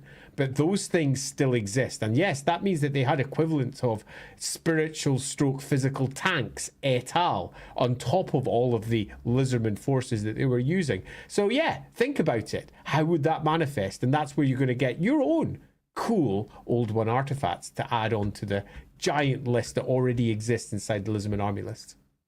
Yeah, and then before we move on from Lustria and get caught up with super chats and stuff, the last thing we're talking about is not just the items and the weapons of the Lizardmen, but the places of Lustria, because Lustria is particularly dense and magical, or an Old One tech, mainly thanks to the fact that Lustria is so hostile that it's very, very difficult for people to get in and mess with things. Because one of the things that I think a lot of people forget about the Old Ones is that back in, when, granted, writers forget this a lot too, is that the Old Ones used to control the entire planet. They didn't just control the Southlands and Lustria, they controlled everything. And when they built the geomantic web, much of which has been co-opted by the elves to create, with their waystones or from druidic cultures that put Ogham stones and stuff on them, which is now funnels matched to the vortex, originally didn't do that. But the Old Ones had all these different sites all across the world that all had some kind of Old One tech planted on them in order to harness and use these geomantic energies that would later be used to harness the winds of magic. And these sites do some wacky ass shit.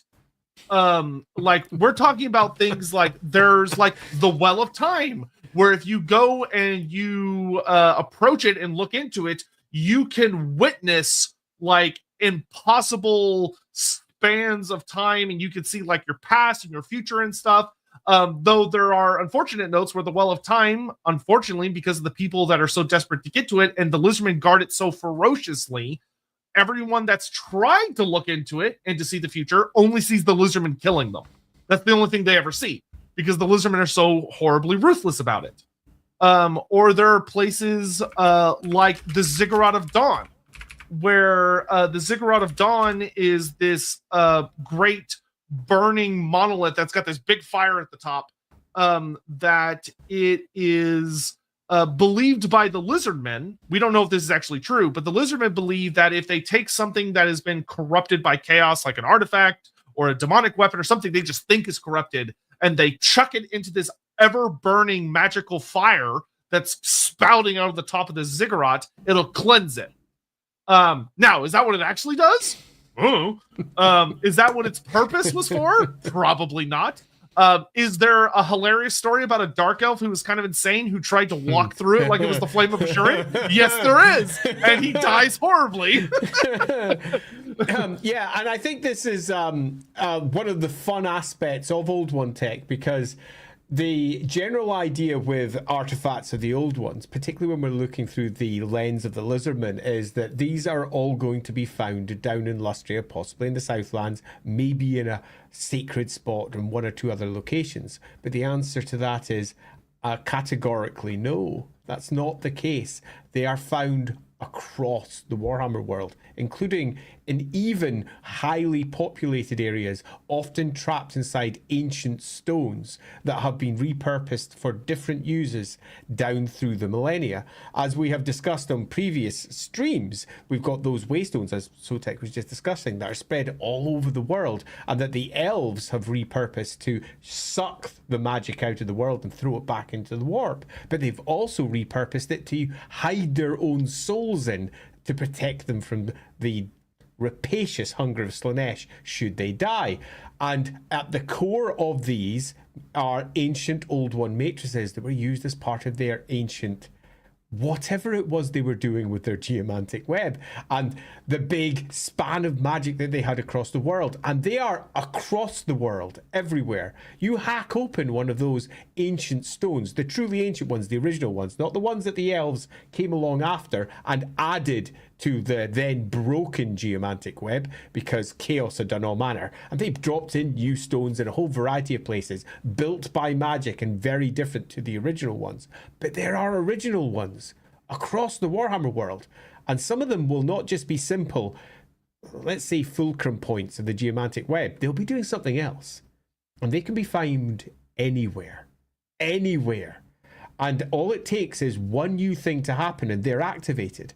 And suddenly, this piece of weird Old One tech that could be just as odd as a Well of Souls or a Well of Time or a Well of whatever is suddenly doing something in a new place, and inevitably also attracting Slan interest from across the world as they sense this thing now activating the geomantic web. You've got a whole story just waiting to pop off.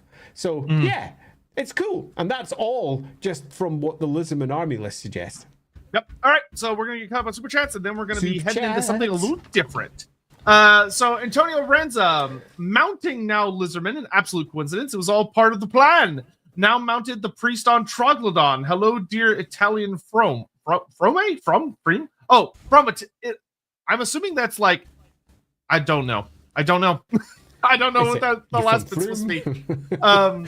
But hey, Antonio, thanks. Yeah, I'm glad. Thanks for coming by, and I'm glad you're having a good one. Darius Rose, what's deadlier, 2005 Skull Island or Lustria Jungle in terms of minutes you have to live? Also, is Lustria wildlife spawn or naturally produced? So all the wildlife of Lustria is natural. Yeah. They're completely natural. The only thing that spawns, which we're going to talk about spawning pools in a little while, are lizardmen. And Lustria is way worse than 2005 Skull Island, though 2005 Skull Island was nightmare inducing. Those bugs were, because Skull Island, it's just that it's creatures that are big, whereas Lustria, even the small things are horrifically deadly. You know, where it talks about that there are like creatures that are the size of a wasp, like a regular wasp, but their stings are so horrific. Like the thing, the material that the supposedly natural creatures stingers are made of are so powerful that they can crack dragon scale, which, like, fuck that. And, you know, there's carnivorous plants and horrible diseases and all sorts of just nasty stuff. Yeah, that. Alpha. Do you want to carry on? Carry on. Sorry. Alpha 135. Off topic, but a question about vampires, real quick. Nagash learned necromancy from dark elves, and vampires base their elixir off of Nagash's elixir. In turn, dark elves have their own elixirs of immortality, one that is blood based.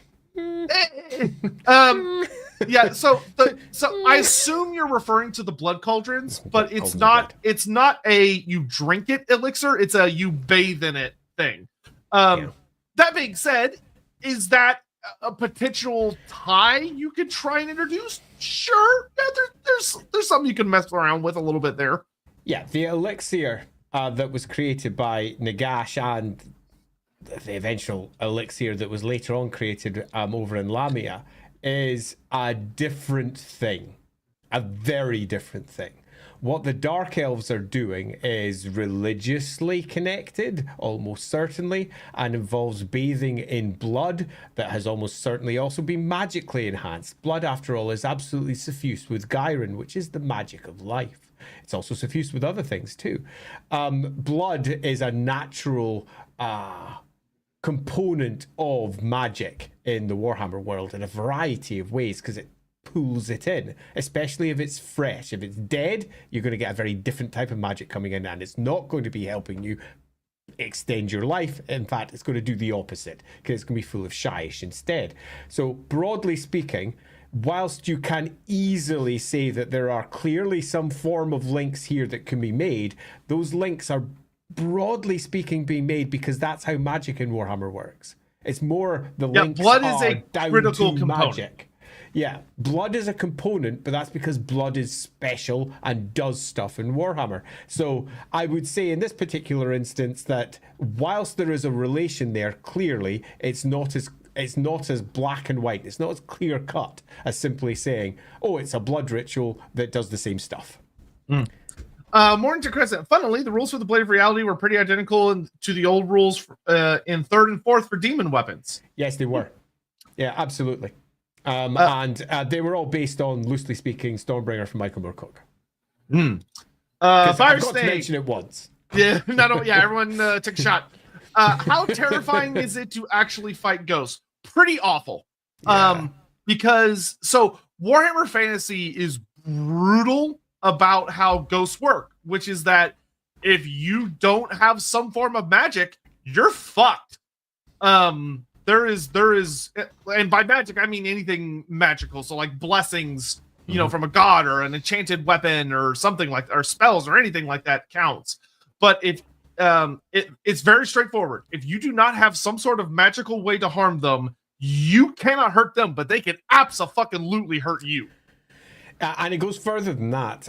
Ghosts, unlike other creatures like, say, ogres, have fear that is based upon what they are, not upon their size. If we go back to earlier editions of Warhammer, you got a fear stat that was based on your size. Basically, if you were bigger than everyone else, you cause fear. So thus, ogres cause fear, dragons cause fear, and terror in some cases.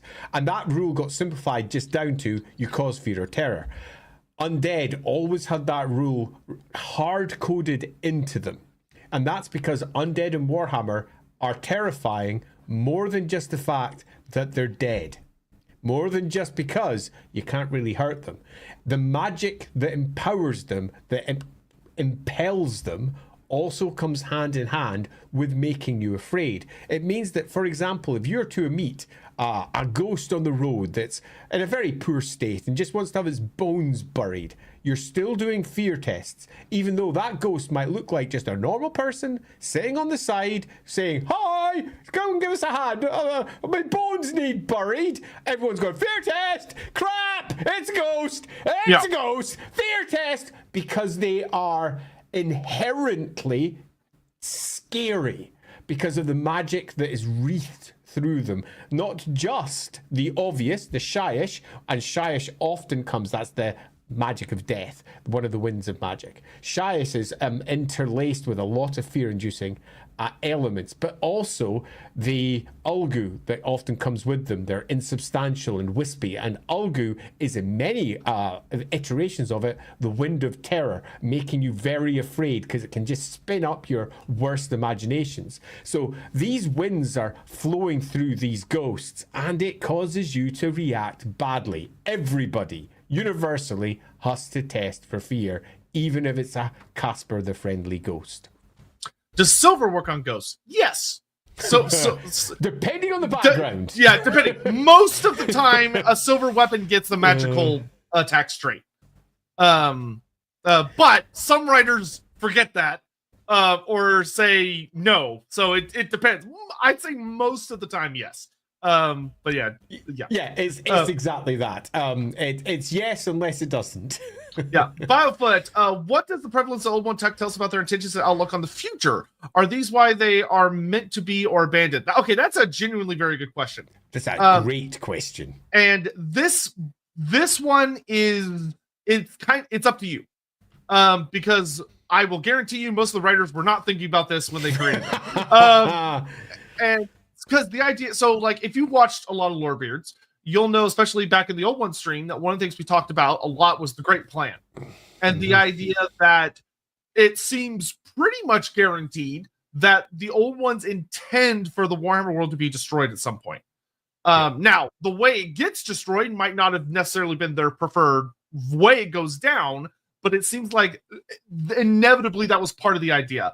Now, we know, thanks to Age of Sigmar, that Old One technology, because of the way the world's destroyed, it seems to proliferate, and it becomes far more relevant in AOS than it was in Fantasy. So you could argue that the Old Ones placed all of their tech where they did because it's part of essentially a ritual. That all of these ritual components are placed in very careful, proper ways, and there is supposed to be some kind of magical trigger or some trigger event that causes what is later Age of Sigmar to go off. If you view it that way, then I would argue you could view most of Old One tech as it is very, very deliberately placed where it all is. Agreed wholeheartedly. If we go with the background as it has now been stated to be the case in the old world, and we stick with that, then that is pretty much the case. That is what it's like. And say, for example, down in the southern pole, we've got ourselves a shattered Gate of Chaos.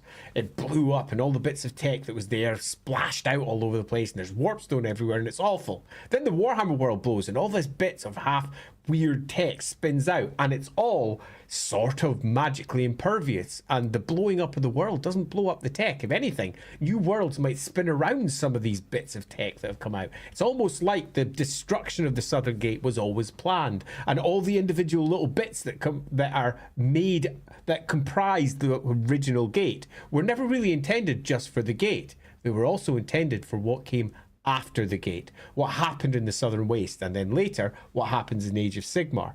There is a great plan. There is. It's as simple as that. And that great plan, according to the Lizardmen, is not what occurred. But according to things like the Old World, it kind of is what occurred. And the Lizardmen are wrong. And they were as fooled by the Old Ones as everything else. The Old Ones tricked them. The Old Ones used them effectively as exactly what they were, a slave species, a servitor species, to bring about the outcome that they wanted. And the outcome that they wanted was, loosely speaking, whatever is happening in Age of Sigmar and possibly what comes after Age of Sigmar. Quintus says, that's why I think the Old Ones are the true villains of the setting. Here's this planet with Dragon's Head all minding its own business, and it got sabotaged Millennium Forge for it to then die. That's a very reasonable argument. That is not an unfair reading. You know, if you're someone that lives in the Warhammer Fantasy world, it is completely reasonable for you to view the Old Ones as horrible. And, you know, we talked about that in the Old One stream, that they have some very strong colonizer-coded aspects to what they do. Now, you could counter-argue and say that, well, if, you know, chaos is inevitable and it's going to devour everything like a horrible cancer unless someone stops it. The Old Ones are doing what must be done to potentially stop it. So, if anything, the structure of the Warhammer world is almost like a universal form of chemo to try and deal with chaos. So And sadly, we're the good cells that get destroyed along the way. Yeah, so there's a lot of different ways to look at it, which makes it fun. Yeah. But great question, Bobfoot. Sean Good Souls, is there an old one tech for seduction that is not understood and misused for a different use? So, Probably. okay, yeah, the answer is yes. Yeah.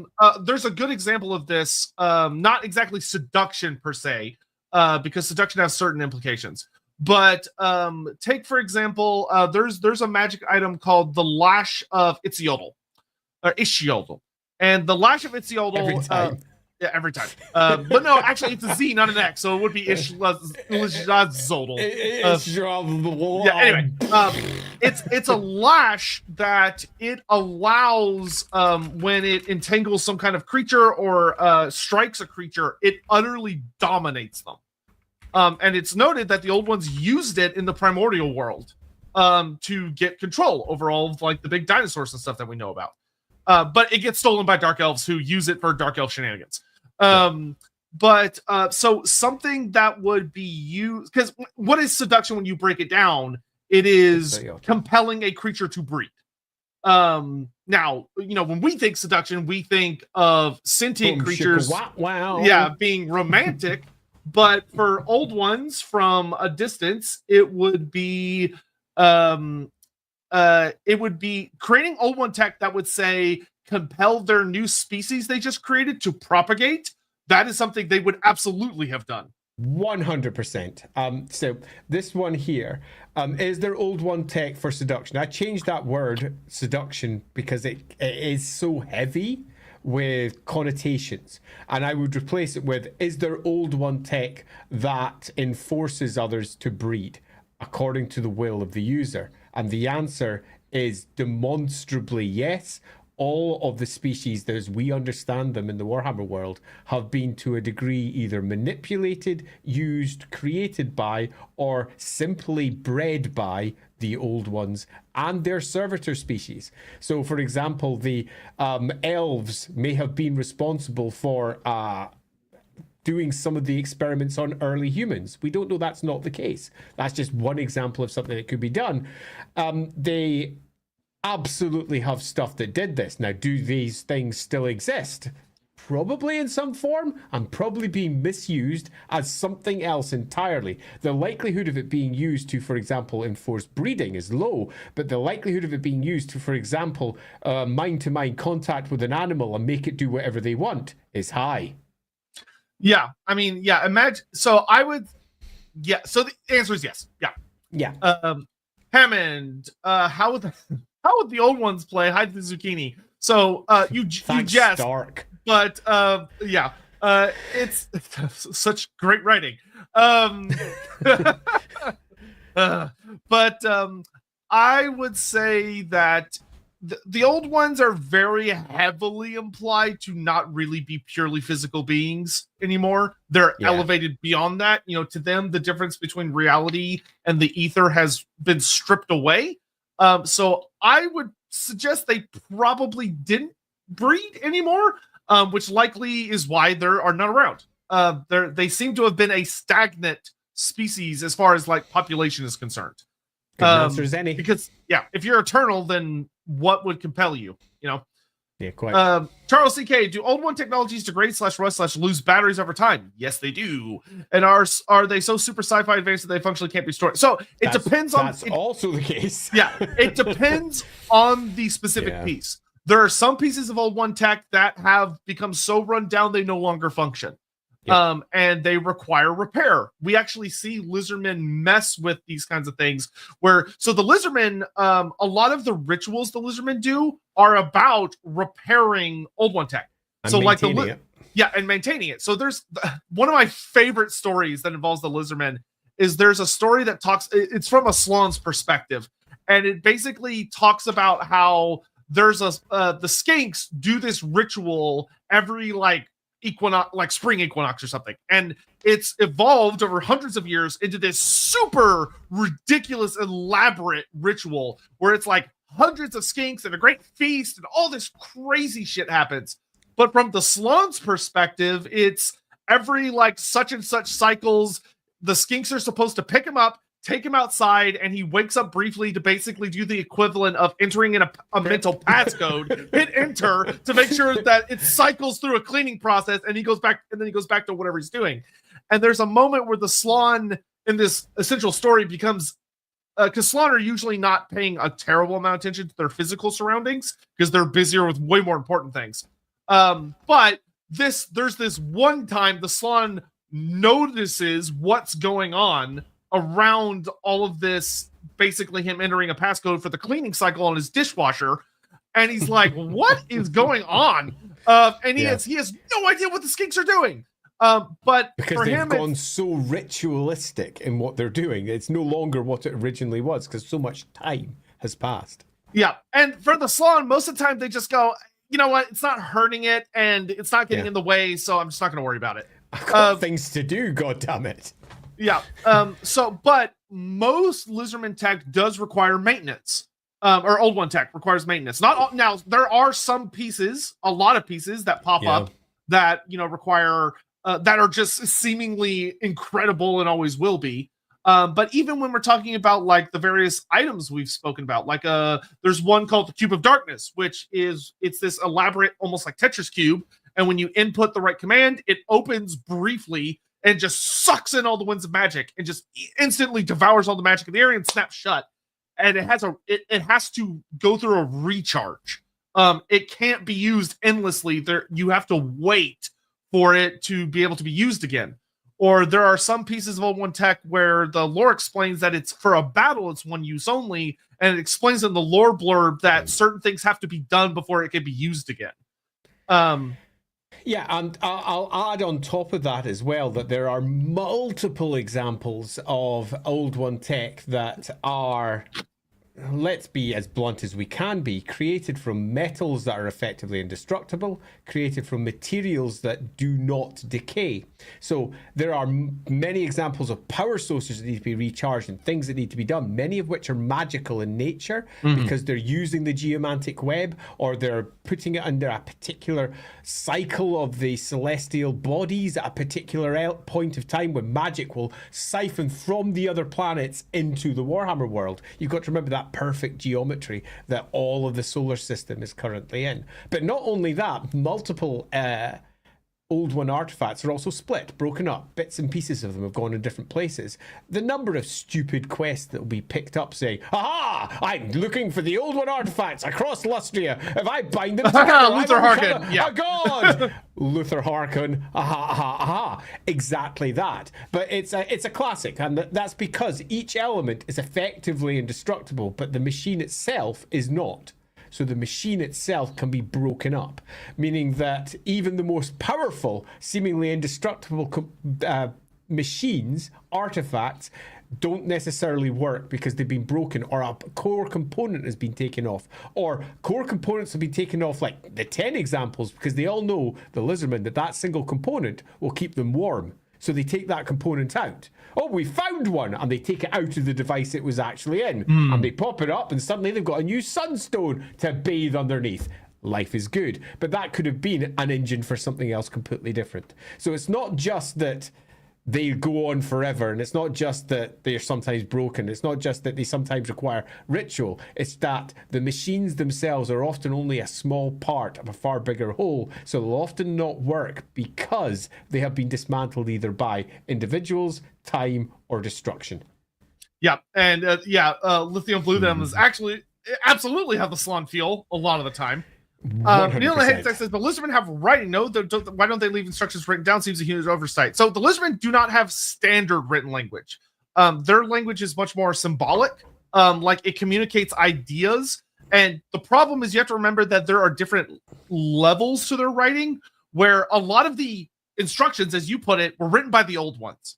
And the problem with the Old Ones is the Old Ones, they saw reality very differently than everyone else does, because to them they had 1 foot in real space and 1 foot in the ether. So for them, space and time were very different. And when, like, we know when the cataclysm was about to happen, the Old Ones literally printed a giant titanic list of instructions, which were the sacred plaques, where they wrote down all the things the Lizardmen Assuming need to do. that's even what they were for. Yeah, assuming that's what they even were for. But they left them a bunch of notes, essentially. And but then the cataclysm happens, where a lot of these notes, because of magic, got destroyed or zapped out of existence or eaten by demons, or the city itself was destroyed and the notes were just lost, or because all the Lizardmen died, some greedy ass humans came in and said, "Oh, that's made out of gold. I'm going to take this back and sell it for money." Or I'm going to melt it down and turn it into something. Or elves took it because it had like magical properties, or they wanted to decipher it. So they had, you could imagine the Lizardmen once had like a master set of instructions, codes, plans, and a lot of the sacred plaques are literally things like, at this date, at this time, please do this thing. And it doesn't explain why. It just says do it. And the Lizardmen go, okay. And it's probably a maintenance procedure. But some asshole from Talea came in with his conquistador buddies from Astalia and took it. So the Lizardmen they don't know, because like, imagine you work in IT and you go in to check your notes and some assholes come in and just take all your sticky notes. Taking page 3, 12, 42, and 98. So you've just got missing sections. I think one of the things that you're missing there that is definitely key is that time erodes all things. It just does. We are in a state of constant decay. Nurgle is going to win this particular war, so to speak. We are in a state of entropy.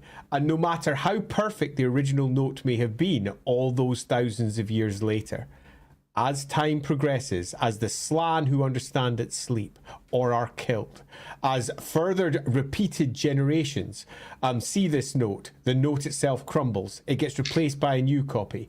Just think of how much stuff we as humans get wrong. That's all written down. Just think how much stuff we as humans claim to understand, but don't. I will give you one example, and it's a controversial one. Religion. Yeah. There was only, let's choose the most common one in the West. West. We had written language, right? Surely we can't fuck it up. We're not going to fuck up the teachings of Christ or the teachings of the Old Testament, are we? How many religions are based off of those sets of texts alone? And how many different interpretations do we have of those texts? There are many. Indeed, there's not even agreement as to which text should be or should not be included and what translations are most appropriate to be taught. Religion shows that in just 2,000 years, everything collapses, even if you have a big set of instructions. Now add several thousand more years, more languages, and the core language it's coming from is so complex that none of the species understand it. And you begin to understand just how difficult it is. Yeah, and keep in mind that there is a literal force, an antagonist that is deliberately trying to sabotage it, where chaos is trying to fuck with it. Yeah. I just want to pull up a small comment from Castrated as well, because I think it's accurate. Lorebeards 101, is it this way or is it that way? And the answer is yes. And I think that is accurate. Yeah, so hopefully that helps. Watchdog 3079, fans whenever cool narratively ambitious ideas are retconned. Writers screams in rage. It's hard to be a writer. It's hard. It is really hard to be a writer, particularly on a long-standing setting like Warhammer, which has got a great deal of lore there. And if you don't have access to those books and you're asked to create something, you're just going to have to create something new. That's how it works. And if you go trying to find all those books and you realize there's like 900 books to read, and only one of those books, none of which are properly codified, has the answer you're looking for, and you have a 2-month deadline, a 3-month deadline, a 5-month deadline, you can't read 900 books. You're just going to create the new thing. And then someone like me comes along, reads it and goes, oh, shit. They should have just gone back to that White Dwarf, that random book, that game. This has been covered already, and they've just rewritten How dare they not read 30 years worth of writing? Indeed. So what this needs as an answer, although if we moved on into a different comment. I'll let you finish. Yeah, what this needs as an answer isn't per se the writers to know what they're doing. What it needs is a developer who stands over it, who can say, no, you can't do that because it's been done in this book. You can't do that. You need basically lore keepers, Lorebeards, who can sit down and explain when there are new words that have been added contradict books. And then the people who own the IP can say, actually, we want it to contradict because that's an old piece we no longer want. Or they can say, oh, that wasn't the intention. Oops. Let's now modify it so that it matches what's there already. Yeah, but nobody wants to pay us, so there's that. Money! Yeah, so I want to bring this up as well. I agree, but that involves power and politics, and Lisbon society doesn't seem to have this human aspect. It does. There is politics in Lisbon society. The Slann disagree and argue with each other. The different temple cities have different sets of plaques that tell them different things, and they're often trying to fill in gaps.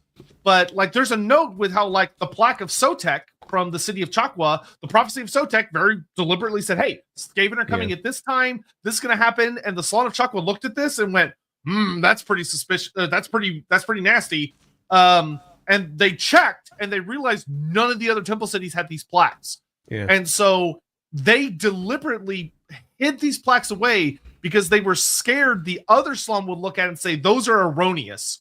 Those are not part of what the rest of us have. Those are clearly like have been edited by chaos or were a mistake and they must be destroyed. They didn't want to destroy it because they thought it would be important. So they hid it away and didn't think about it because they didn't want the other Slann to read their thoughts about those plaques and say, hey, what are those weird notes you guys have? So there are arguments and politics and misinterpretation. Like the Slann, the biggest example I'll give is Lord Mazdamundi found a really important plaque, which we talked about in the What If Mazdamundi seized control of the Great Plan, which was a super great stream.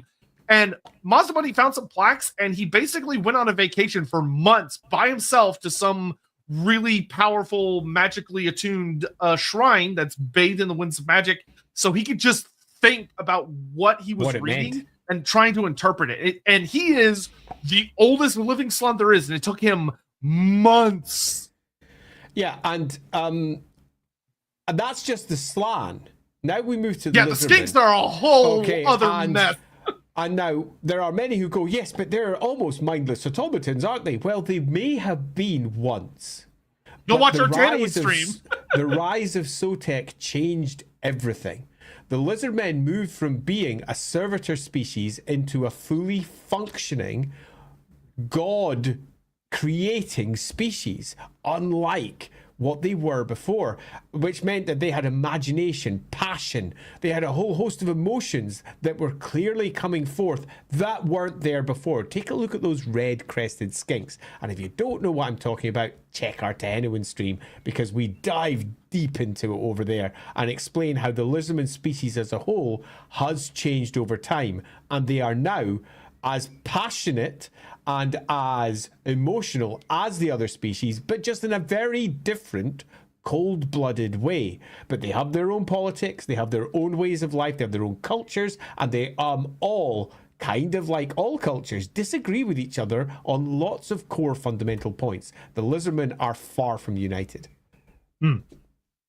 Eidolon 94, idea for a horrifying scenario. There's an old space station still in orbit, and the Skaven space program gets there and loots it. I don't think that that's even that horrifying. I think that's likely. The Skaven have got a variety of effectively projectors, skitter leaps, things that allow them to move from one place to another. They also have a variety of tech that allows them to literally rocket boost from one place to another. And the idea that they haven't reached the moon, that they haven't reached some sort of orbiting entity at some point is almost ridiculous. They almost certainly have over time. Yeah, particularly Moore's Leap. I would completely argue they've made it to Morslev no problem. It's just that no one's ever come back successfully. There is downsides for the poor bastard Skaven who go up there because they're not coming back. They're almost certainly dead. But this is the sort of thing that definitely happens because Skaven are properly daft in terms of the things that they are capable of doing. In many respects, they fulfill the same function as the orcs with a K in 40k. There is almost nothing that they will not achieve when they put their minds to it. Their field projection technology in particular is unparalleled when you look at that in comparison to the other species. And in the same way, the Skaven in 40k, in Warhammer, are almost unparalleled when it comes up to coming up with a crazy, stupid plan that might just work. Yeah, that being said, this type of thing could absolutely happen. Or even if you don't want like Skaven craziness, someone on the ground activating some artifact that turns on a space station that starts to then do stuff.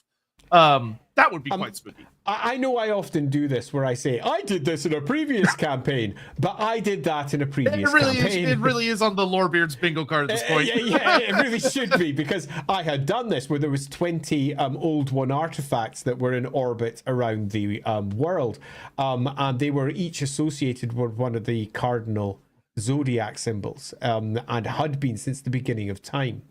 And they were marked on Old One plaques, and they were marked on ancient zodiac symbols, which turned into the modern zodiac that was used in the old world. And that was based off of effectively 20 Old One AIs that were up in space. And those AIs were the foundation points for many of the gods. And that was something that you can do in Warhammer. You can do that in Warhammer because Warhammer isn't a fantasy game alone. Warhammer is a sci-fi game with fantasy all over it, in the same way that 40k is a sci-fi game with fantasy all over it. So yeah, go wild with this stuff if you fancy doing so. My games sometimes go crazy because why not? That's what the setting allows. Antonio Renza, the difference between the old world lizardmen and the Seraphon for the technology of the ancients, what would change or what? So I'm going to TLDR this a little bit. Of that, the Seraphon were basically in many ways upgraded to be far, far more sophisticated. Where during the end times, which this isn't as big of a stretch as it felt at the time, it caught a lot of people off guard, myself included. But like as Age of Sigmar kind of continued to play around with it, you kind of look and go, oh, it actually does make sense. Makes sense. Of that, it's basically revealed most of the great temple cities and sites of the old ones are, spoiler, Old One technology, and that a lot of them can be used like Old One tech to become silver starships that fly through into space.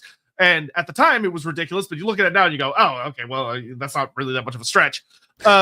So for Age of Sigmar, they basically went, "Okay, all of the lizardmen activated all of their Old One cities and turned them into giant, fucking huge." Spaceships, because most of the ships were underground. Have you seen Close Encounters of the Third Kind? Yeah. Because you've seen that and the big spaceship at the end. That's what the lizardmen do to their cities. And this is not a particularly big thing. I remember discussing this with one writer back during the 6th edition Warhammer era. And they're like, yeah, that's totally what the lizardmen cities are. Well, that was before they did it. This has been a relatively known thing for some time, a discussed thing amongst writers, that the lizardmen were capable at any point of going, you know what? It's time to leave Warhammer. Yeah, so the Seraphon are, to sum it up, the Seraphon are much more in tune with much of their Old One tech, and they have a better understanding of it, and they use it much more actively. There's actually a really cool short story from the end of 2nd edition. I think it was the end of 2nd edition. It might have been the end. Yeah, it was the end of 2nd edition. That follows a skink who's inside one of these ships, and you learn that there are sacred spawnings of skinks that have been spawned, and the only thing they do is they know how to use the tech. They're spawned with knowledge of how to use Old One tech, and they do things. But even for them, there are parts of the ship they don't understand. Where they they stay away from it, or it's spooky, or the Slann tell them don't go in there, don't mess with that. So that's kind of the big thing, which honestly, I would be fine with that being something that's backported. The idea that there would be certain spawnings of skinks that don't have battlefield roles, but they just know how the Old One tech works, and that is their focus. They're the fucking IT team for the lizardmen, I think makes so much sense. It kind of boggles my mind that wasn't already there. I think to a degree that I quite like the Warhammer version where we've got the degradation of the original plan. Oh yeah, Originally, I would have been would just have both. And it degrades over time, and they no longer are doing what they should do. Then we reach towards the end of the world, and they zip themselves out of there in their their silver cities. And the activation of those things activate the old spawning pools, activate new births, activate new knowledge, activate new understanding. The Seraphon, as they stand, I think fit pretty much seamlessly with the Warhammer World version of what the Lizardmen are. It's just you need to take a moment to go, how did one thing become the other? And the answer is simply old one tech, old one artifacts, and new spawnings. Yeah, especially once again, if you're running with the idea that what happened to the Warhammer world was the point, then it's the world blew up. All right, well, the Great Plan has now entered stage 3. In stage 3, the Lizardmen need all guns on board. Yeah, and further, if the Lizardmen were fully aware of what stage 2 the plan was, we'd have had absolute rebellion. Yeah, so they were just left never ignorant. have happened. Yeah, they're left ignorant on purpose. And now they're on the other side. To a degree, they are still completely ignorant. They don't know what the old ones want. They don't know the whole thing that happened that way because of the old ones. So in many respects, it's kind of seamless. These old ones sound so technologically advanced. I am regretting making that joke in my signature there. Do you think all the Warhammer gods are just the first batch of the races from what they originally were from before a la Thunder Warriors that accidentally became gods? That's an interesting theory. The idea that, you could kind of argue that's like the case with the dwarf ancestor gods, where they kind of just feel like the first edition print of the dwarfs to an extent. This isn't a story I think I personally would run with, but I think it's an argument you could make about gods, is that they're essentially like first editions of some of the species. Although the elven gods in the end time kind of got retconned into something weird that wouldn't fit. I refuse to acknowledge that. I recognize you refuse to acknowledge it because I refuse even if to Sigmar looks at that. it. Sigmar looks at that and goes, no. Quite right too. I acknowledge it exists, but I don't accept it's a good piece of writing, nor is it, I think, what the elven gods should be. This is something that could be the case, but I don't think is. Yeah, I think you'd be very much forcing a square peg into a round hole to make this work. You're trying to make it work rather than going with the more obvious answers that Warhammer has used almost since the beginning of its writings in the original editions. Hammond, what would happen if the Cube of Darkness opened around vampires, Tomb Kings, or anything ethereal? Would they just insta-die and temporarily? So within the actual rule itself, it just immediately ends all spells and just ends the magic phase. It just ends the magic phase immediately. Yeah. Most magical constructs do have the advantage of the magic is bound into them in some fashion. Yeah. And it's kind of like a network. You have to interrupt the network, and the Cube of Darkness doesn't really do that. Now, it would be if you were doing like a POV story, it would probably be unpleasant. But I don't think it would, and it might. I could also see it maybe taking down like really simple constructs like zombies and stuff. But I don't think it would affect higher quality etheric entities, because that's not really how they work. Yeah, I in fact 100% agree. That's exactly the interpretation I take as well. The artifact demonstrably does nothing on the tabletop to any of those entities. It just does nothing at all. It would be, but if you were writing it, or if you were building a story around it, or if you were attempting to construct something interesting for a scenario for the roleplay game, then absolutely you would have all manner of weird outcomes that very much would influence them. And perhaps have someone like Luther Harkon desperately pushing his way trying to get to it. It will be mine! Because it very much suits his craziness. But I think, broadly speaking, the answer is kind of no. Yeah, I will say, just as a fun note for anyone that ever wants to play around with it, if you go watch, oh man, it's a long ago stream now. Me and Andy did like a introducing basics of Warhammer stream, I think it was. Oh, this was like too long ago. That was about that was within a year ago, I think. We did. Or was it a year and a half? I think we did it at the beginning. We did it at the beginning of a year, as I recall. Yeah, but in any event, one of the things we talked about in it was Andy talked about how there's not just the standard 5 senses which there's not even that anymore, really. But there's more than that. There are some etheric senses. The Cube of Darkness, from a POV perspective, would probably fuck with people that weren't expecting it, because it basically just kills one of your senses for a minute, which would be very spooky. You know, it'd basically be like someone hitting a button, everyone loses the ability to taste for 5 seconds, which would be extremely alarming, you know? Baron Von Bastard, I just got in. Are there any old one relics being used by a non-Lizardman faction? Yes! I'm glad you asked that. There's 3 more super chats, and then we'll talk about some of those. Hammond, do you think the people of End watched RRR? Oh, man, I don't know what that is. I bet it's a popular show. It's a movie, and I've watched it. It's stupidly, brilliantly, awesomely daft. Yeah, so probably. Sarmelian Bloodweaver, have you tried turning your city on and off again? Yeah. Yeah, spot on. Cameo, I like the idea of the Moon Empress's civilization utilizing Old One tech and the Dragon Emperor feeling envious. Also, do you know if a real-life Stegodon is an extinct elephant relative? Okay, answer the first part. That could be a fun storyline. If you wanted to introduce some conflict between the Empress and the Emperor, of their conflicts over like how he feels about the Moon civilization, how she feels about civilization down here on Malice. Also, did you know? Did you know a real life Stegodon? Yeah. Yes. I was vaguely aware of that, but that's always a very cool fact. Because you know, Warhammer writers like to steal things. So we know, without any real doubt, that Manslieb, that's the consistent moon around the Warhammer world, had the old ones on it completely and was dominated by the old ones. So the idea that the Moon Empress's civilization is a component of what was once the old world civilization and is perhaps a descendant of it is, I think, uncontroversial. It's not anything that anyone would go, yeah, that's daft. No, it absolutely matches the story they're telling. So it does seem fair that the Moon Empress, when she comes down to see good old Daddy Dragon, is going to be someone who is conversant with much of what the old ones had available. Now, whether that's a storyline they choose to take or not is entirely down to whatever they decide to do when they actually start drilling into the details of Cathay.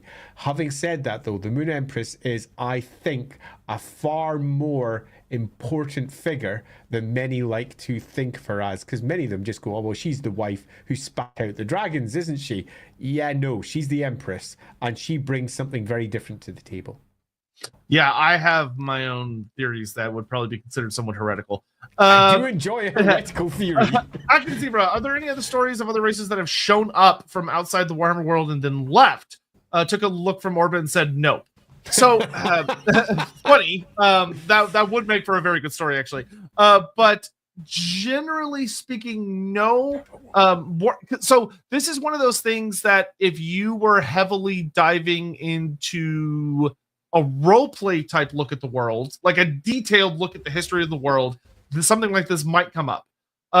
Something that you could actually do with an old artifact is there's an artifact called the Sentinels of Shetty, and they are the Lizardmen believe that they are basically this complex set of old one tech that the Lizardmen don't realize really are old one tech that are supposedly scanning the heavens for a signal of some kind.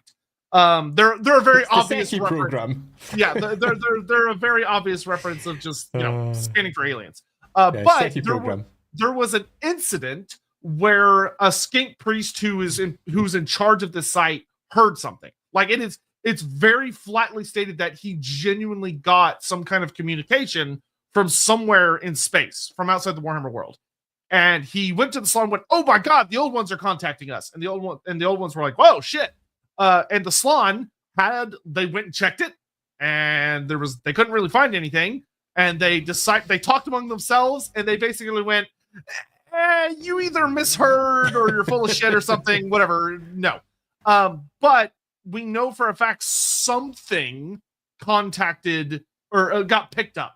So this would be kind of one of these scenarios where there's something alien happened, but it's not revealed what it was. Okay, so I'm going to give you one example of where this is sort of almost happened, but then didn't. Originally, the Zotes, were created for Warhammer, and they were pretty much copy pasted from a completely different book by a completely different person. And let's not get into that. But they created a new species for Warhammer. Brian Ansell, in fact, was behind that. And we got ourselves the Zotes. But then 40k came along, and just after, it wasn't Tyranid Attack, it was Advanced Space Crusade 2nd Edition. They went, well, you know what? The Zotes are actually made by the Tyranids. And what the Zotes are is that they are the advanced recon of the Tyranids. And they come in and they act as diplomats, and they basically go, see these Tyranids that are coming? They're great guys. They're good. They're brilliant. And the Zotes were rewritten as this completely different species, but entirely created by the Tyranids. And that had an impact on the Warhammer writings, where people suddenly went, well, wait a minute, does that mean that the Zotes in Warhammer originally came from off-world? That they are, in fact, a forward, advanced species of the Tyranids, and the Tyranids are coming in to the Warhammer world, or alternatively, they've just been picked up from here or something. And that almost got written in, I don't know how many times by how many different writers, where they attempted to conflate the two. But then the Zotes kind of got dropped again from 40k at that point. They were no longer a thing. They kind of come back in again later because Warhammer loves to recycle its old stuff. But the stories change over time. But this would have been a clean example of something that could have been the introduction of a particular species. But that in Warhammer got rewritten as well when we got a completely different version of the Zotes that got added in the 8th edition of Warhammer. So yeah, there's lots of different ways this could be done, but loosely speaking, it's been teased in more than one place in Warhammer. Oh, cool. We're caught up. So Way! Back to examining some artifacts around the other parts of the world. So one thing that has been used by several races, and is actually fairly easy to explain because it's a pretty heavy drop from 40k, is the Pass of the Old Ones. Which, to put it very simply, is just the Elder Webway. That's what it is. It isn't. Oh, really? Okay. I probably don't understand what the Webway is then. Yeah, I mean, there's clearly references that make them look similar, but the Paths of the Old Ones, as they're presented inside Warhammer, are a far more scaled back, more localized version that was probably used by the Old Ones for movement around the Warhammer world. For all that the Webway, if it was doing the same thing, would provide almost instant teleportation. I would actually suggest that the closeness and the close proximity of the Pass of the Old Ones to Warhammer world and the slowness of it suggests it's either very broken and it is like the Webway, or alternatively that it is a completely different construction but with a similar source. If the Webway, for example, was on the Warhammer world, moving from one side of the planet to the other would be instant. And that isn't the case for the various examples of the Old One technologies that are surviving. It's almost certainly the case for what the Old One technologies would have originally been. And they even discussed that, how lots of mini gates that used to be about the Warhammer world. You went in one place and came out of another. What we've got now is this weird degraded version of it where you enter into these paths and they're often like moving through pocket realms where you might be moving along long corridors or dusty chambers or weird routes as you're moving from one part of the world to the other. And it takes time. You have to actually travel from one place to another inside these paths. So they're not exactly the same as the Elder Webway, for those of you who know your 40k tech. The Elder Webway, for all it's ancient, it's much, and I'd argue, better. What we have left now in the Warhammer world is this weird, broken, fractured system of communication points that seem to have stretched, or alternatively, were always long for very different purposes.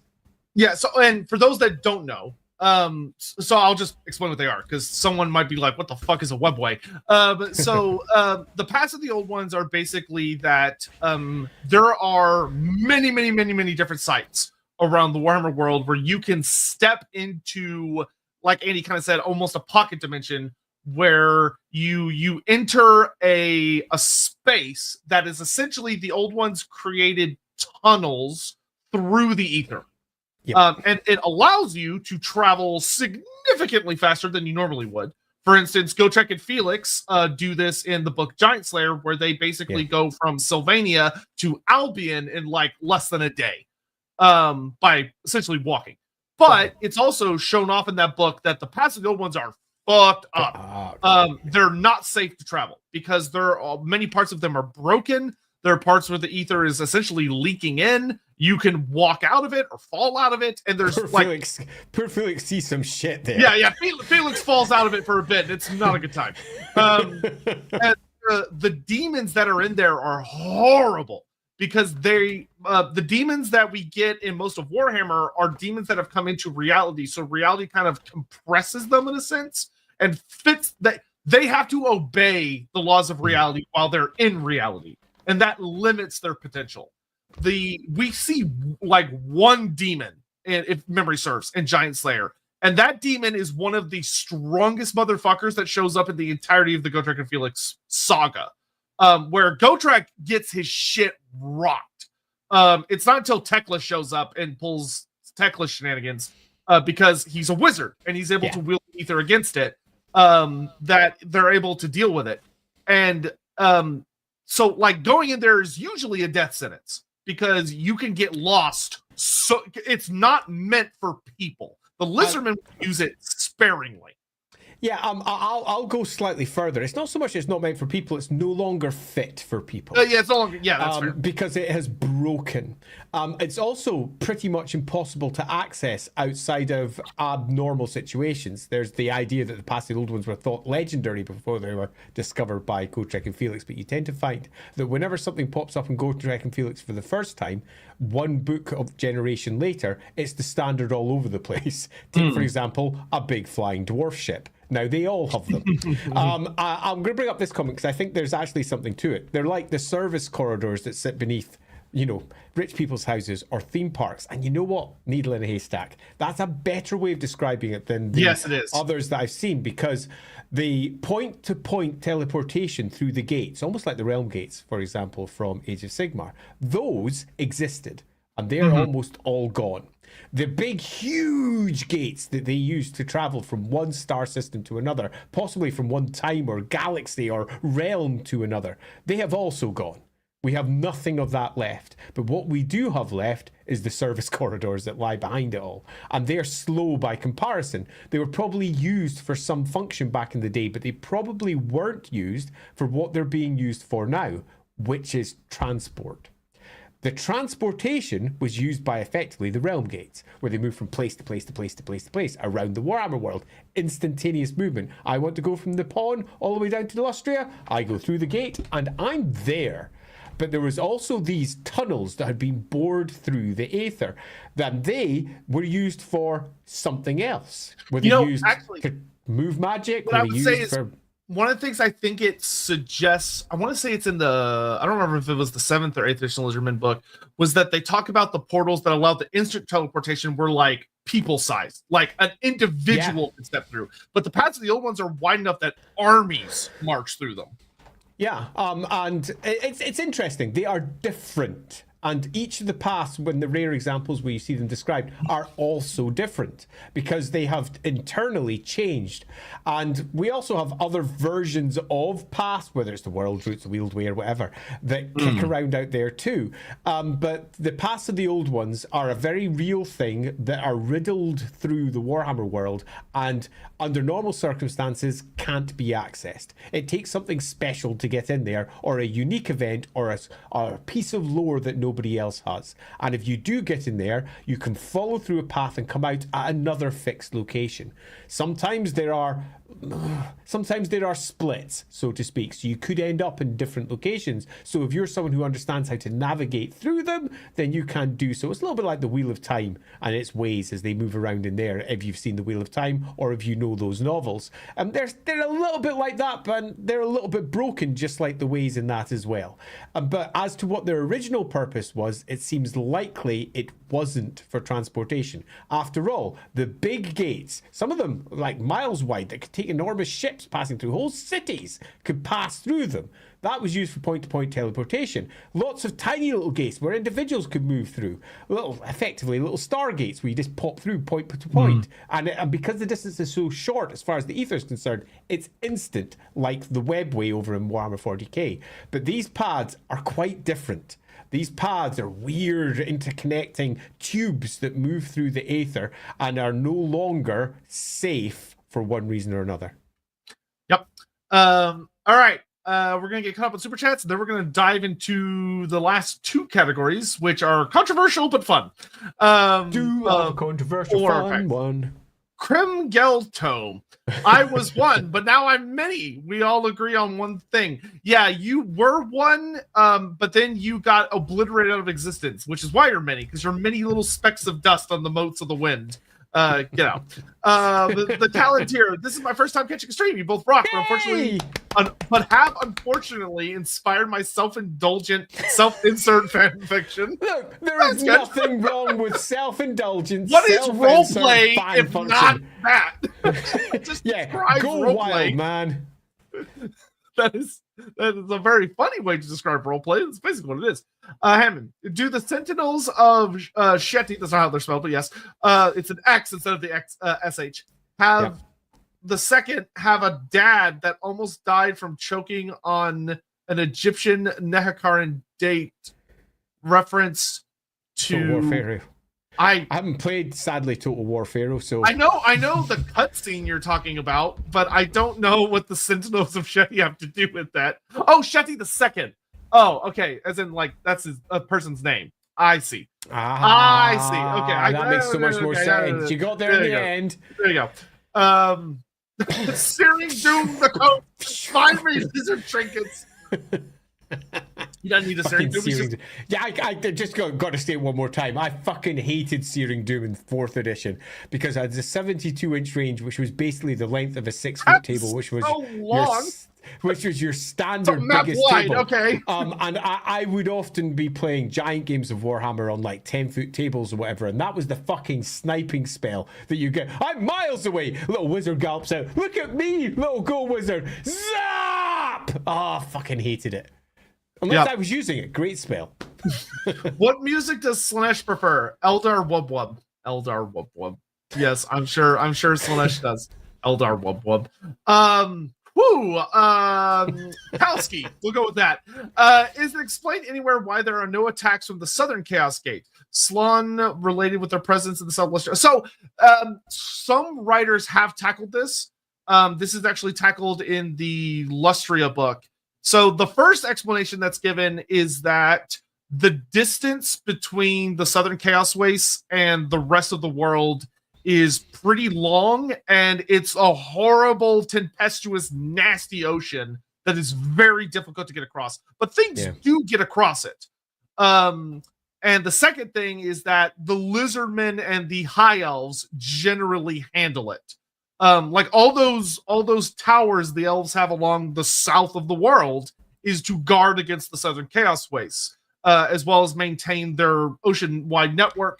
And the lizardmen focus a lot of effort on strengthening something that's called the Great Warding, which tries to keep the Southern Chaos Waste nastiness there and tries to keep the Northern Chaos Waste nastiness there and makes it difficult for things to get out. They're different is the answer. And we've got pretty much demonstrable proof they're different. Now, most writers are unaware that they're different because they didn't used to be. If they're older writers, they're like, no, they're not. They're just the same thing, but in two places. Or if they're writers from around about the 5th edition onwards, they often think there is no Southern Chaos Gate because they forgot about it for a while. And then they bring it back again.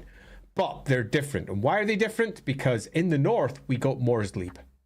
And Morsleib was spat out, and all of that warpstone went up. And we ended up with this big shattered tear in reality. In the southern pole, Morsleib went down, and all of the wastes in the south are riddled through with warpstone. It's a different place, and they don't have all of the chaos tribes sitting around it. The enormous swarms of humans all the way around, because That place is fucked, man. It's really, really bad down there. There's beastmen and horrible, gigantic creatures and shard dragons and all sorts of horrors. The Warpfire dragons are nasty. They're real fucking scary. Warpfire dragons are bad. Yeah, so the stuff down at the Southern Pole is proper bonkers and bad, but also broken. The stuff down there is very different to the stuff in the north. The stuff in the north is, I would argue, almost more controlled, because that warpstone engine got kicked out. It's an artifact of the old ones. It's almost certainly what was powering the gate in the north. What was powering the gate in the south blew up. And that was bad, man. Yeah, and the southern gate's just different. So we can have two different things, and they have two different solutions. The solution in the south is they're warding the place up to try and ensure that all of the horrendous taint down there doesn't get out. Where in the north, they've got a different problem because it attracts, like flies to shit, all of the people who are desperate to get the Chaos God's attention. There are uncounted hordes up there, all of whom are worshipping the Dark Gods and then come swarming down each time that the Chaos Gates wax in power. Where the Chaos Gate to the site, when it waxes, whatever comes from there tends to be big, bad, and horrific. Yeah, the southern Chaos Waste, like Andy said, is much more heavily, like it's the highest amount of warpstone in the world. The most warpstone in the world is Southern Chaos Waste, which is good because it's such a bitch to get to. That being said, if there's ever a faction or a book that will explore it, interestingly, it'll probably be Koresh, because Koresh, there's a part of the Southern Chaos Waste that expands upwards. And there's this little strait called the Gates of Calith, which is a very tiny amount of ocean between the Southern Chaos Waste and the southern tip of Koresh. And there's some horribly busy high elf fortress right there that have a terrible job. But I have to imagine that's like the penal colony you get sent to if you really fucked up. You get to go be on garrison there. But that's a place that's almost certainly responsible for an enormous chunk of wards that are in place down there to try and stop the worst of what's down there coming up. Yep. Elementary exposure. Do any of non-corrupted Truthsayers roam the world Gandalf style? Yeah. Yes. Fighting chaos, or do they all hang out in Albion drinking whiskey to the world? No. There are Truthsayers all over the place. Yeah. Oh, the non-corrupted ones. Yes, they do wander around the world, and they were told to be the conclusion to the campaign was effectively that the corrupted ones were out in the world doing corrupted shit, but they've been kicked out of Albion because they lost the campaign. And the ones who won the campaign still hold Albion, but there's so many other invading forces now that they are very much on the back foot because it was a marginal victory. But it also meant that they had been spread out from there, and they were spreading their messages, which was effectively the druidic message across the old world. Did they use that again? No, they did not. Yeah, there's also there's a particularly famous Dog of War unit that's literally just a Truthsayer from Albion with two giants that follow him around. Yeah, what's his name again? Hengist? Hengist, yeah, the Truthsayer. It's Hengist and his dragons, I think, as I recall. They're giants, but yes. 10,000 ants. Just getting in. Don't know if this has already been answered, but is all old one tech inherently magical, or some pieces genuine sci-fi high tech? So the old ones, there's a very key sentence about the old ones, which is that to the old ones, there is no difference between technology and magic. There's no line. They are so advanced that is completely blurred. It's just energy. Agreed. Yeah. So you could argue that yes, they are all inherently magical because that's how they work. It's a little bit like saying, is there any technology that doesn't use electricity that we use in the modern world? Well, of course, there's lots of simple things that don't use electricity, but electricity is a core component of how we build most of our machines these days. And generating power for them is generally based off the idea of the various electric currents and how we manipulate them.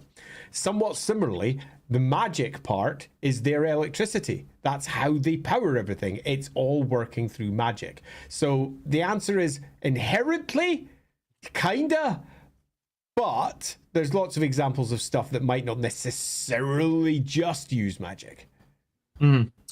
Callantir, there are 3 canon examples of portals to paths under Dwarfen Karoks. Is it secretly even more common? So this is something that, I'm trying to remember the book that introduced it.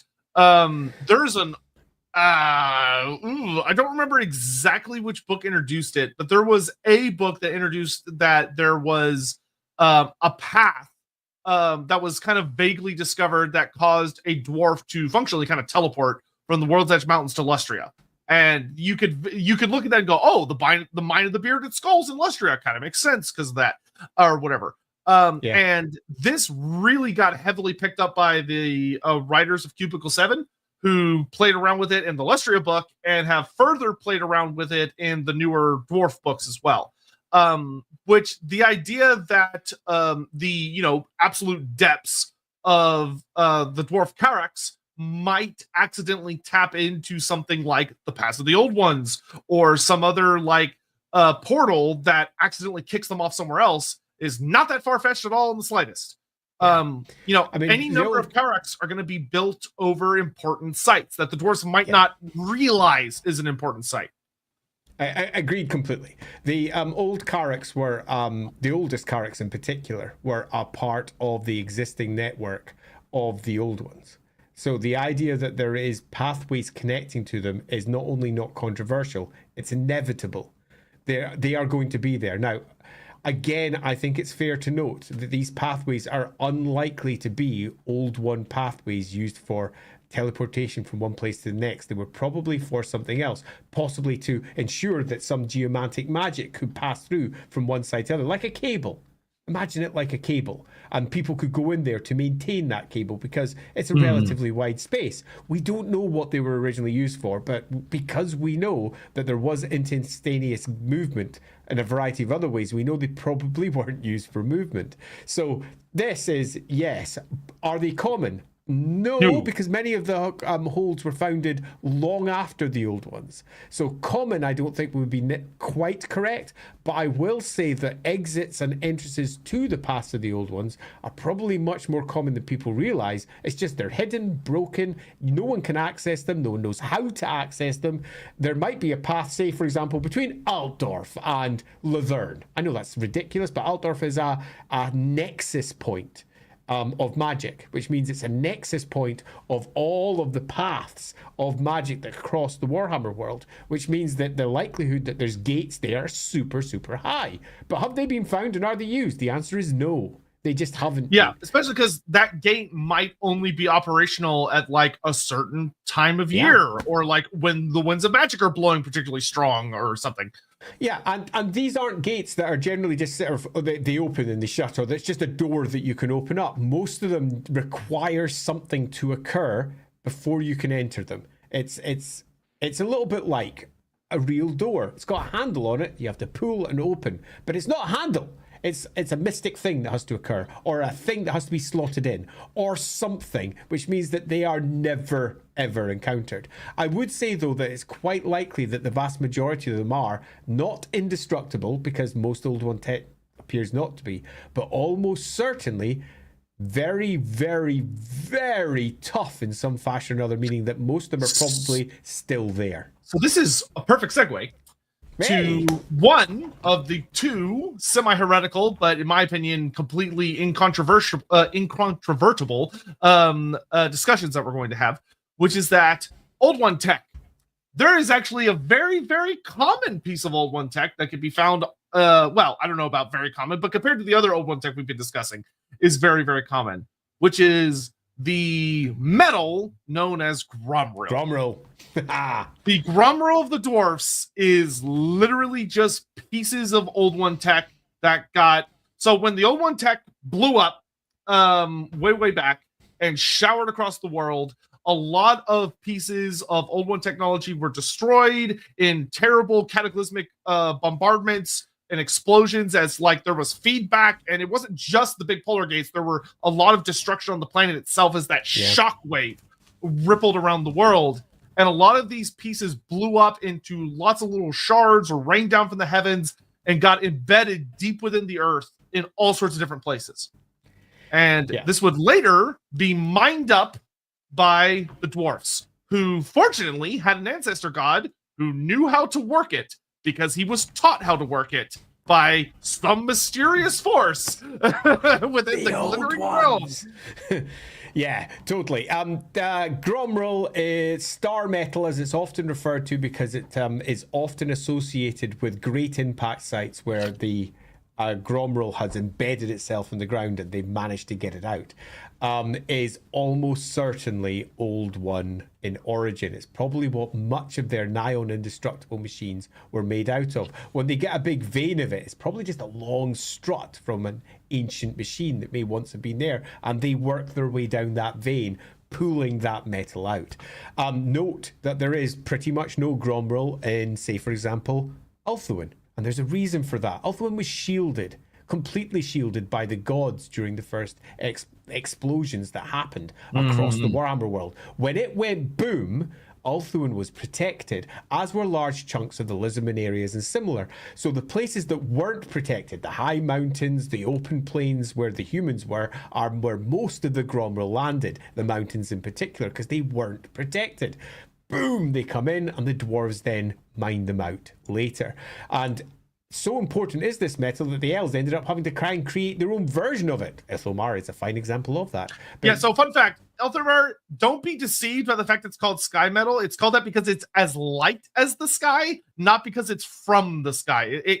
Ithilmar, most of it comes from a very particular part of Kalador, but it's due to like the unique environment. Yeah, but it's not all one super light and super strong. It's a very different type of metal to Gromrel, which is nigh on indestructible when used properly, and is capable of taking on board the most powerful of ancient runes in a way that other metals simply can't. They can take the master runes, and most metals can't take master runes. The vast majority of master runes require something very special. Usually Gromrel, not all of them, because some of them can be properly wended into, for example, tapestries, but even them are being treated in some fashion or another. But yes, Gromrel is a special metal, inherently magical in what it's capable of doing, and yeah, almost certainly Old One.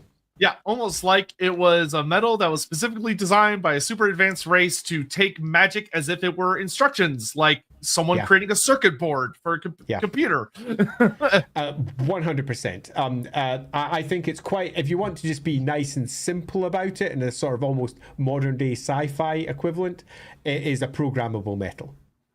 And it's a strong, almost indestructible programmable metal that has landed in the Warhammer world in a variety of places. That is not what it originally was when it was very first written. It was just a poor, crap version of Mithril from Lord of the Rings that they gave to the dwarves. That's all it was. And then they conflated it with meteoric iron, and they said, oh, that's where they got their steel from. It was from meteoric iron, and then over time, it has become something else, and it's almost certainly the metal of the Old Ones.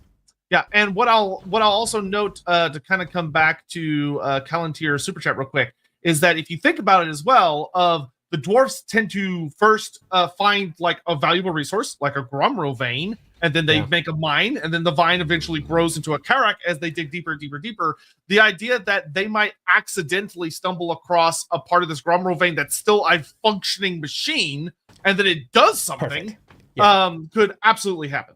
And I think that is a very good way of taking, for example, a relatively new Karak and tying it into those ancient pathways, because they are often working around ancient metal seams that they're trying to get access to. Dwarves do love chasing down their Gromrel, and that gives you a perfect way of perhaps drilling a little bit too deep and accidentally opening a gateway into something far, far, far worse. And if you really want to go a little bit crazy, remember, the Old Ones were not just on the Warhammer world. They were on Mansleep, they were on Vedra, they were on Charon, the other planets elsewhere. It's very likely if you were to pop up to Vedra, which is the next planet along from the good old Warhammer world, it's probably covered in ancient styles of lizardmen and various other species up there, because the Old Ones were there.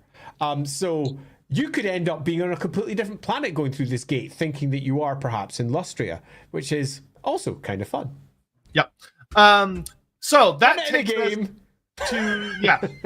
us to the next controversial piece, which I feel very strongly about, but not everyone does. Ooh. Though I would argue the end times once again makes this incontrovertible, which is that the flame of Ulrich is being shot out of something.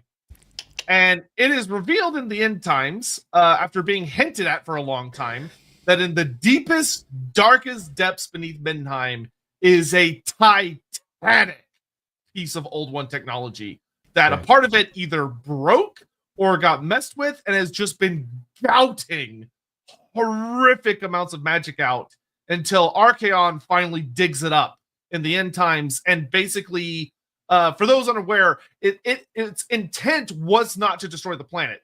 Archaon has a bunch of guys basically perform this huge, ridiculous, corrupting ritual that corrupts it to the point that when it's activated, it blows up just like the other two gates did, and it creates a third titanic chaos gate that basically causes a chain reaction that devours the planet. Yeah. This isn't controversial at all. I think either. You know, some people might feel it is, but I don't think it is. No, I don't think it is either. Yeah, I mean, it's fair to say that whenever something controversial comes up in Lorebeards, we tend to just go, it's not controversial at all. That's what it is.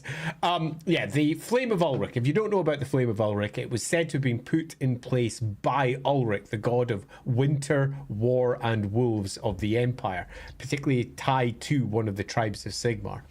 And it was, depending on the story you believed, cut a long story short, put in place by a big fist strike, or he flattened off the top, hit it with his axe in some stories as well. He basically caused the flame to spurt up, often associated with some of the arguments he had with his mate Tal, either his brother or his dad, depending on which writer was mangling it that day. We've got ourselves an eternally burning silver cold flame that through the course of the Middenheim book, which I helped plan, I very strongly associated that through with Gur, which is known for also being a very cold wind. So that's one of the winds of magic, the amber wind of magic, but purposefully didn't make it solely associated with that, because if it was, it would have been an orange wind, an orange flame that we got bursting out of that. There's more going on here, but Gur is strongly embedded into whatever is down there, and the flame definitely comes from down below, and as we find out in the end times, it is associated directly with an ancient piece of Old One tech. And this is not, I think, it's not only not a controversial take, it's what it says. That's what it is. And very possibly Azurin's flame is similarly based on something like that. Now, if you don't know Azurin's flame, over in Ulthuan, there's another eternally burning flame, which is either, depending on which book you read, inside the pyramid, in the base of it, or on top of the pyramid. And conflicting stories will place it either inside or on top. But the rune of Azurin makes it quite clear it's on the inside. But it does depend on which story you want to go with. And this flame burns eternally, as the flame over in Middenheim does, but is instead a bright red flame, obviously associated, perhaps, if you want, with winds, with something more like, or possibly, that's classic fire, or phoenixes, exactly, and their rebirth. And it probably is as well associated with Old One tech. Ulthuan, the entirety of it is associated with Old One tech. It was built by the Old Ones for the elves. Yeah, it's like, how do you think it floats, Dinguses? Yeah, indeed. Why hasn't it sunk down all the way? Because it's Old One tech. This flame is probably still in its original place and its original format. There is the possibility, however, that the flame that's over in Middenheim, the myth of it is that flame was released by a god. So that myth could very well be true, in that this was a capped place and it got broken into, and that flame burst out at a later date. But the Flame of Azurin appears to be the original state of affairs with the original pyramid, which is the Shrine of Azurin in place. Note the pyramid. Yeah, It's a structure stepped pyramid. a that structure is another race likes very much. It's exactly the same as a lizardman pyramid, except this is one that is associated directly with Azurun, the divine god emperor of all, not just elves, but of all the heavens. And the divine god emperor sat there upon the top of his throne, or alternatively inside it on his throne, depending on which story you read, and ruled all of the gods from here. And when it was vacated later, when the gods disappeared, it is all still there. All the original structures there. The Phoenix Guard now protect this place silently, never talking, because of what they've seen and because of what they know. And that is kind of cool. And is that an old one artifact? Almost certainly. Yep. So fun stuff there. All right. Getting caught up on some super chats and stuff. Bobfoot, so the Sentinels of Shetty are a WoW signal event. Yeah. That's sure. the way you look at it. I mean, yeah. Krumgato, we will put ourselves back together. No, you won't. You will be regulated to the shadows of time and never released. Baron Valbasser, when it comes to the... Oh, I'm glad you brought up the Hand of the Gods. When it comes to the Hand of the Gods, how does it compare to legendary weapons like the Sword of Cain, Slayer of Kings, Grimner Axes? So the Hand of the Gods is another one of those cases where I genuinely believe it was not intended as a weapon.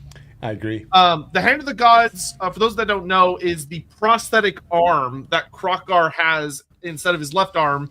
Because, fun fact, we didn't actually get this revealed until an artist book for Total War Warhammer 2 revealed that Krokgar did in fact have one of his arms ripped off during the Cataclysm when he was fighting against some stupid, god-awful number of demons. He survives the war, just kicking ass until it's over. And as Mazdamundi appoints him as kind of like the supreme commander of Lustrious armies, and as part of that, gives him this prosthetic. And the prosthetic is obscenely scary. It is a very, very powerful piece of technology that Krokgar is able, even though he can't use magic, Saurus cannot use magic at all, Krokgar is able to channel magic through it and fire off beams of light, which, depending on the... funny enough, it actually changes based on which author wrote Krokgar of how exactly it works. Because in the original version, Krokgar will hold out his hand like he's the fucking Emperor Palpatine, and beams of light would shoot out of each of his fingertips and like burn the shit out of people. And then in 7th edition, those authors retconned it to instead he forms like a sun in the palm of his hand and shoots that at you. Which is just kind of funny. But in the original version, it was actually quite scary because it wasn't a bounce spell. In the original version, he just shot energy beams at you, and there was fuck all you could do about it. And it hurt. It hurt really bad. In 7th edition, they kind of reeled it in a little bit and made it where he basically cast the base 4 hits, as I recall. Yeah, it was the basic spell from the Lore of Light. So it did like bonus damage against demons and stuff. But you know, even then, the fact that he's like, even then, the idea that he's shooting pure hish at you to just fuck you up is pretty spooky, especially from a Saurus. Now, the End Times basically took the Hand of the Gods and tied it into the storyline of what the Seraphon would become, which is that when the End Times goes off, something about the End Times causes the Hand of the Gods to unveil its true function, which is that it had a secondary function, or you could argue its primary one. And its primary function is revealed that it causes Krokgar to ascend into something else. Because he quite literally gets hit with one of the most over-the-top super attacks from a Vermin Lord Corruptor. And not just any Vermin Lord Corruptor, fucking Vermilanx, who is like one of the most... He's like the top 3 most powerful Vermin Lords in existence. And he hits Krokgar with like this obscenely over-the-top attack that it says, oh yeah, when he unleashes this attack, it causes all of the Temple Guard within like a 50-foot radius around Krokgar to instantly shrivel, die, and dissolve into mulch. Krokgar falls down to one knee, and the arm starts to glow, and he just gets back up and starts just kicking ass again, immediately. Like a good Krokgar. Like a good Krokgar. But it turns him kind of into a demigod. And it's revealed through Age of Sigmar later that basically he was becoming infused with the Wind of Light to the extent that he was no longer a simple lizard man. He was a Seraphon, the first Seraphon. So the Hand of the Gods, I don't think it's a weapon. I think it is quite literally, it's an upgrade component. Yeah, it's something that takes the initial biological design of the lizardmen and takes them to their next step on the evolutionary process that the old ones planned for them. So does it compare to legendary weapons? No, because it's not a weapon, in my opinion. Yeah, I agree. 100%. Though the shooting lasers is quite scary. It's damn handy, but it's almost like that's the exhaust. I agree. It's a core component of what it is and what it's doing and the benefits that it provides, but ultimately its true purpose is Lizardman upgrade. Yeah. I agree completely. Yes. Kautsky, yeah. Oh, yeah, absolutely. Yeah. And it's almost certainly insanely dangerous, and it's almost certainly held by different clans in different places. And going there to mine the readily available warpstone is a little bit like signing your own death warrant. And many Skaven go, and most do not come back. Yeah, this is full on canonical. Like, this isn't even like you think. Like, it is a thing, but.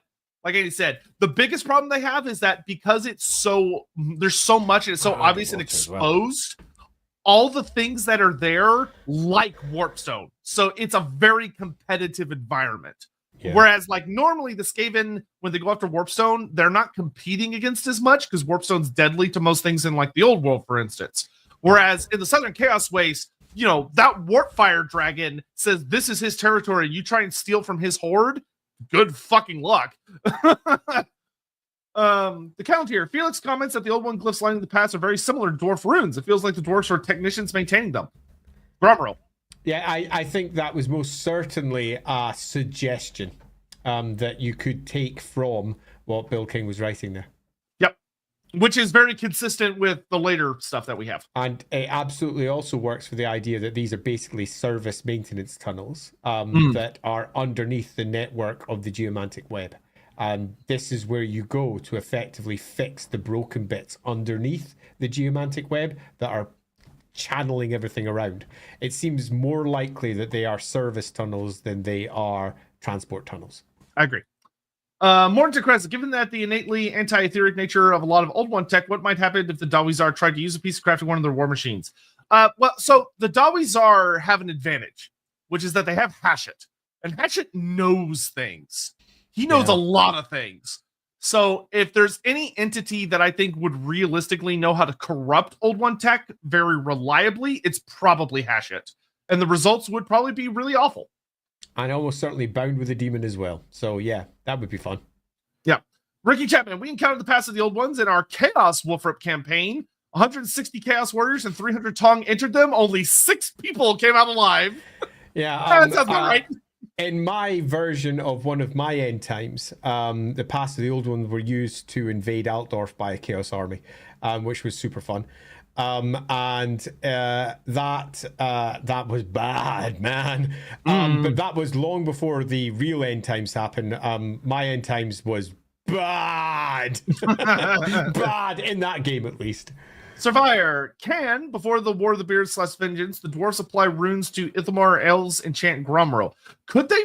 Probably in both cases. I don't see any reason why they wouldn't. I mean, dwarves can put runes on things like steel and banners, so they can do Ithamar. Yeah, runes can go on almost anything. Master runes tend to require something special to go on to, but not always. There's ways around it, particularly for certain types of master rune, especially those that are stitched, for example, because some runes are stitched.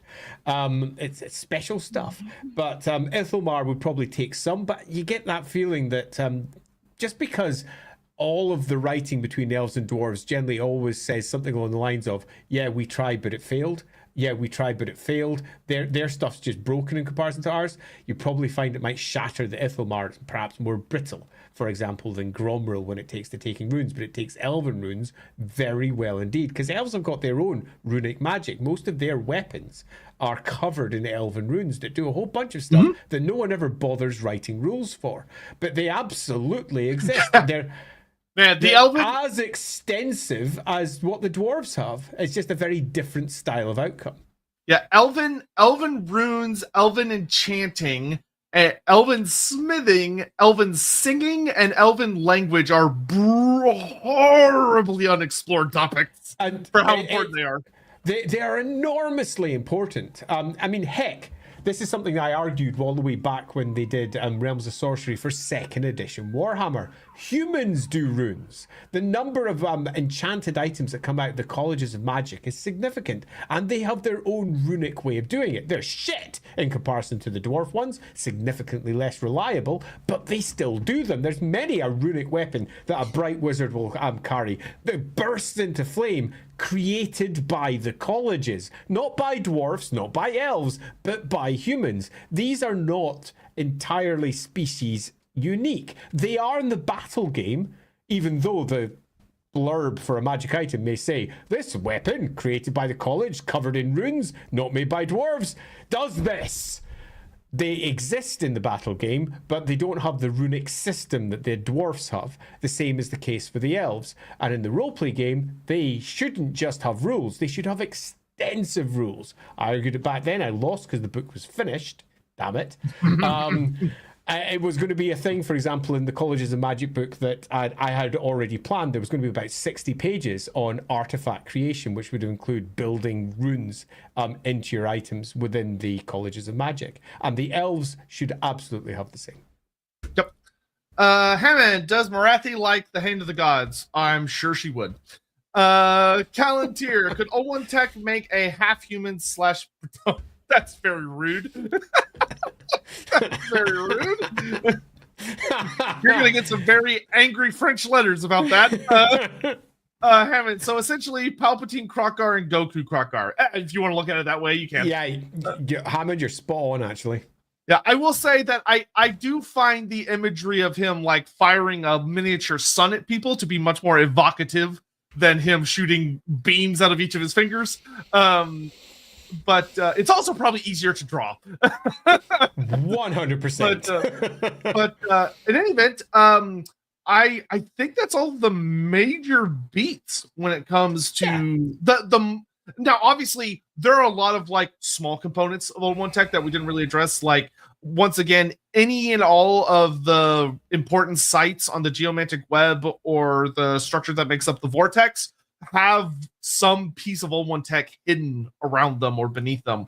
Many of the great sites where the elves built their cities or humans built their cities or dwarves built their cities have O1 Tech hiding somewhere around there, but it's usually very deep beneath the earth or it's been destroyed so badly that the stuff that built over it is just completely indistinguishable from it. So could you find an O1 piece of O1 Tech anywhere in the world? Absolutely. But the main big ones are the ones we'll discuss where, you know, the vast majority of it that you could find easily will be in Lustria, the Southlands, or very deep beneath the earth. All seems fair to me. And most of it, you shouldn't fuck with it. Because even if it's not intended to kill you, it can very easily do so by complete accident. Just like if you were... I wonder what this does. Planet goes out of orbit. Yeah, just like just like if someone sets you loose in a room that has a complex power grid and you touch something because you don't realize what it does, it might just electrocute you. Yeah, very much so. So if you see O1 Tech, don't touch it. Unless you're a dumbass PC who goes, well, this could be the most powerful magical item in the game, in which case it might be. Maybe. Jack Ruby, don't the Amazons have laser pistols? Yeah, we talked about the Amazons earlier. So yeah, it and different authors, there is a debate amongst the writers that have tackled them and within the community about how sci-fi the Amazon should be, whether they should just have flat out like 40k-ish weapons, or they should be more fantasy coded. Like if you go read the White Dwarf article about them from that came out around the Lustria campaign-ish time. So this was like the early 2000s. Yeah, they are, instead of having guns, they're noted as having staffs that fire beams of light that just kill people. So it's like, oh, well, they're more like Yeah. a sun stave as opposed to a gun. 100% lifted from Michael Moorcock. Yeah. So because of course it was. So yeah, don't worry about being late to that one, Jack. It's an important question because it is an artifact of the old one. I'll cover it again when I do my quick brief at the end, just to make sure that we've mentioned it one more time. Gunza, screw it. Haven't you both lasers and suns? Well, maybe for Krokar, who knows? Maybe he's got a switch that we've never seen him use. I would 100% do that if I was writing it for fantasy roleplay. I would have it having more than one capability. Oh yeah, absolutely. Yeah, because that's actually in so Age of Sigmar, which of course this actually makes sense. That those Hand of the Gods are actually far more common because the Lizardmen are able to replicate them now. And they're known as Sunbolt gauntlets, and they fire in different methods, where some of them do fire the suns and some of them fire the claw lasers. And they hurt if you roll good. If you don't roll good, they're kind of meh. Pish. But yeah. the 6th edition version will always be the best, because if I remember, I think that was the one where it did additional hits if you had more ranks. Because it would like sear through. So if it was like a unit of Skaven, Krokar would just be like, fuck you, just delete the unit, which was great. All right, shall we bring it to an end since we just passed the hour? It is. I'll give a very quick summary then, because this one's really easy to summarize. Much like we said right at the very beginning, artifacts of the old ones fall into 2 categories. One is the real artifacts of the old ones. That's what we've been discussing for the last 2.5, almost 3 hours. And these are the remnants of a previous high technology society where magic and science were all mangled together into one. And whether it's the metal, and we suggest it's the Gromril that they find, or the various artifacts, the gold, weird magical things that are prevalent throughout the many cities of the Lizardmen, or possibly even the elves, whatever these things are, they're often very powerful, and they're often misused in a variety of different ways. Check the previous stream if you want to see exactly how they're misused. But there is a second faction of Old One artifact which is worth mentioning, even though we didn't really cover it with any great detail today. And that is effectively that once in this high civilization that came before, this high-tech world has left artifacts behind that are effectively 40k items. And they have, in multiple games, in multiple examples, in multiple editions, been copy-pasted over from 40k and just used as Warhammer artifacts, equivalents of power fists, equivalents of las pistols, equivalent of plasma pistols, et al. This was very common in the early editions of Warhammer, where 40k and Warhammer tended to run together quite closely. But in later editions, you tend to find that those games have moved apart. So the Warhammer equivalents of what would have once have been a las pistol wielded by an Amazon turns instead into something that looks like an arcane Warhammer artifact, that instead of being a simple pistol becomes a staff that shoots laser lights or magic from its end and burns through things. And that's kind of cool. But it should be mentioned, those things definitely exist, not just in terms of the background as a whole. Every single version of the Amazons have got some sort of tech attached to them, whether it's more times one, where you quite literally kind of got 40k weapons, whether it was the old editions of Warhammer where you did get 40k weapons, not quite literally possibly looked like they were 40k weapons, whether it's the old Realms of Chaos where you literally got 40k weapons coming in through the gates of Chaos. Chaos warriors would often come in with chainswords and similar, and they were considered to be artifacts of the old ones in general. But they are very much nowadays in the minority. The true artifacts of the old ones are those crazy artifacts that the Lizardmen wheeled out and almost certainly used wrong. Those same artifacts that come the end of the world will save the species as it spirits itself away in silver ships to move on towards the Age of Sigmar, where all of those artifacts, all the new spawning pools that create there, and all of the Hands of the Gods that they have, create a new version of the Lizardmen in the next world, or worlds to come. I've got to talk about spawning pools. Spawning pools, yeah, that's a good point. And very old as well. Their first spawning pools were in Warhammer First Edition. The concept of a spawning pool is not a new one. Spawning pools were first mentioned all the way back in the first edition of Warhammer. Well, we'll have to talk about those another time. I'll just TLDR it of they spawn lizardmen like a genetic they're little tadpoles, these crazy mechanical components go off, and some of the tadpoles grow into full-size lizardmen, and they come out fully grown. Lizardmen are kind of, it's sad, they don't have cute, adorable adolescent or child faces. They just pop out fully grown, which is a bummer. If you like cute things. All right, get last the last couple comments before we go.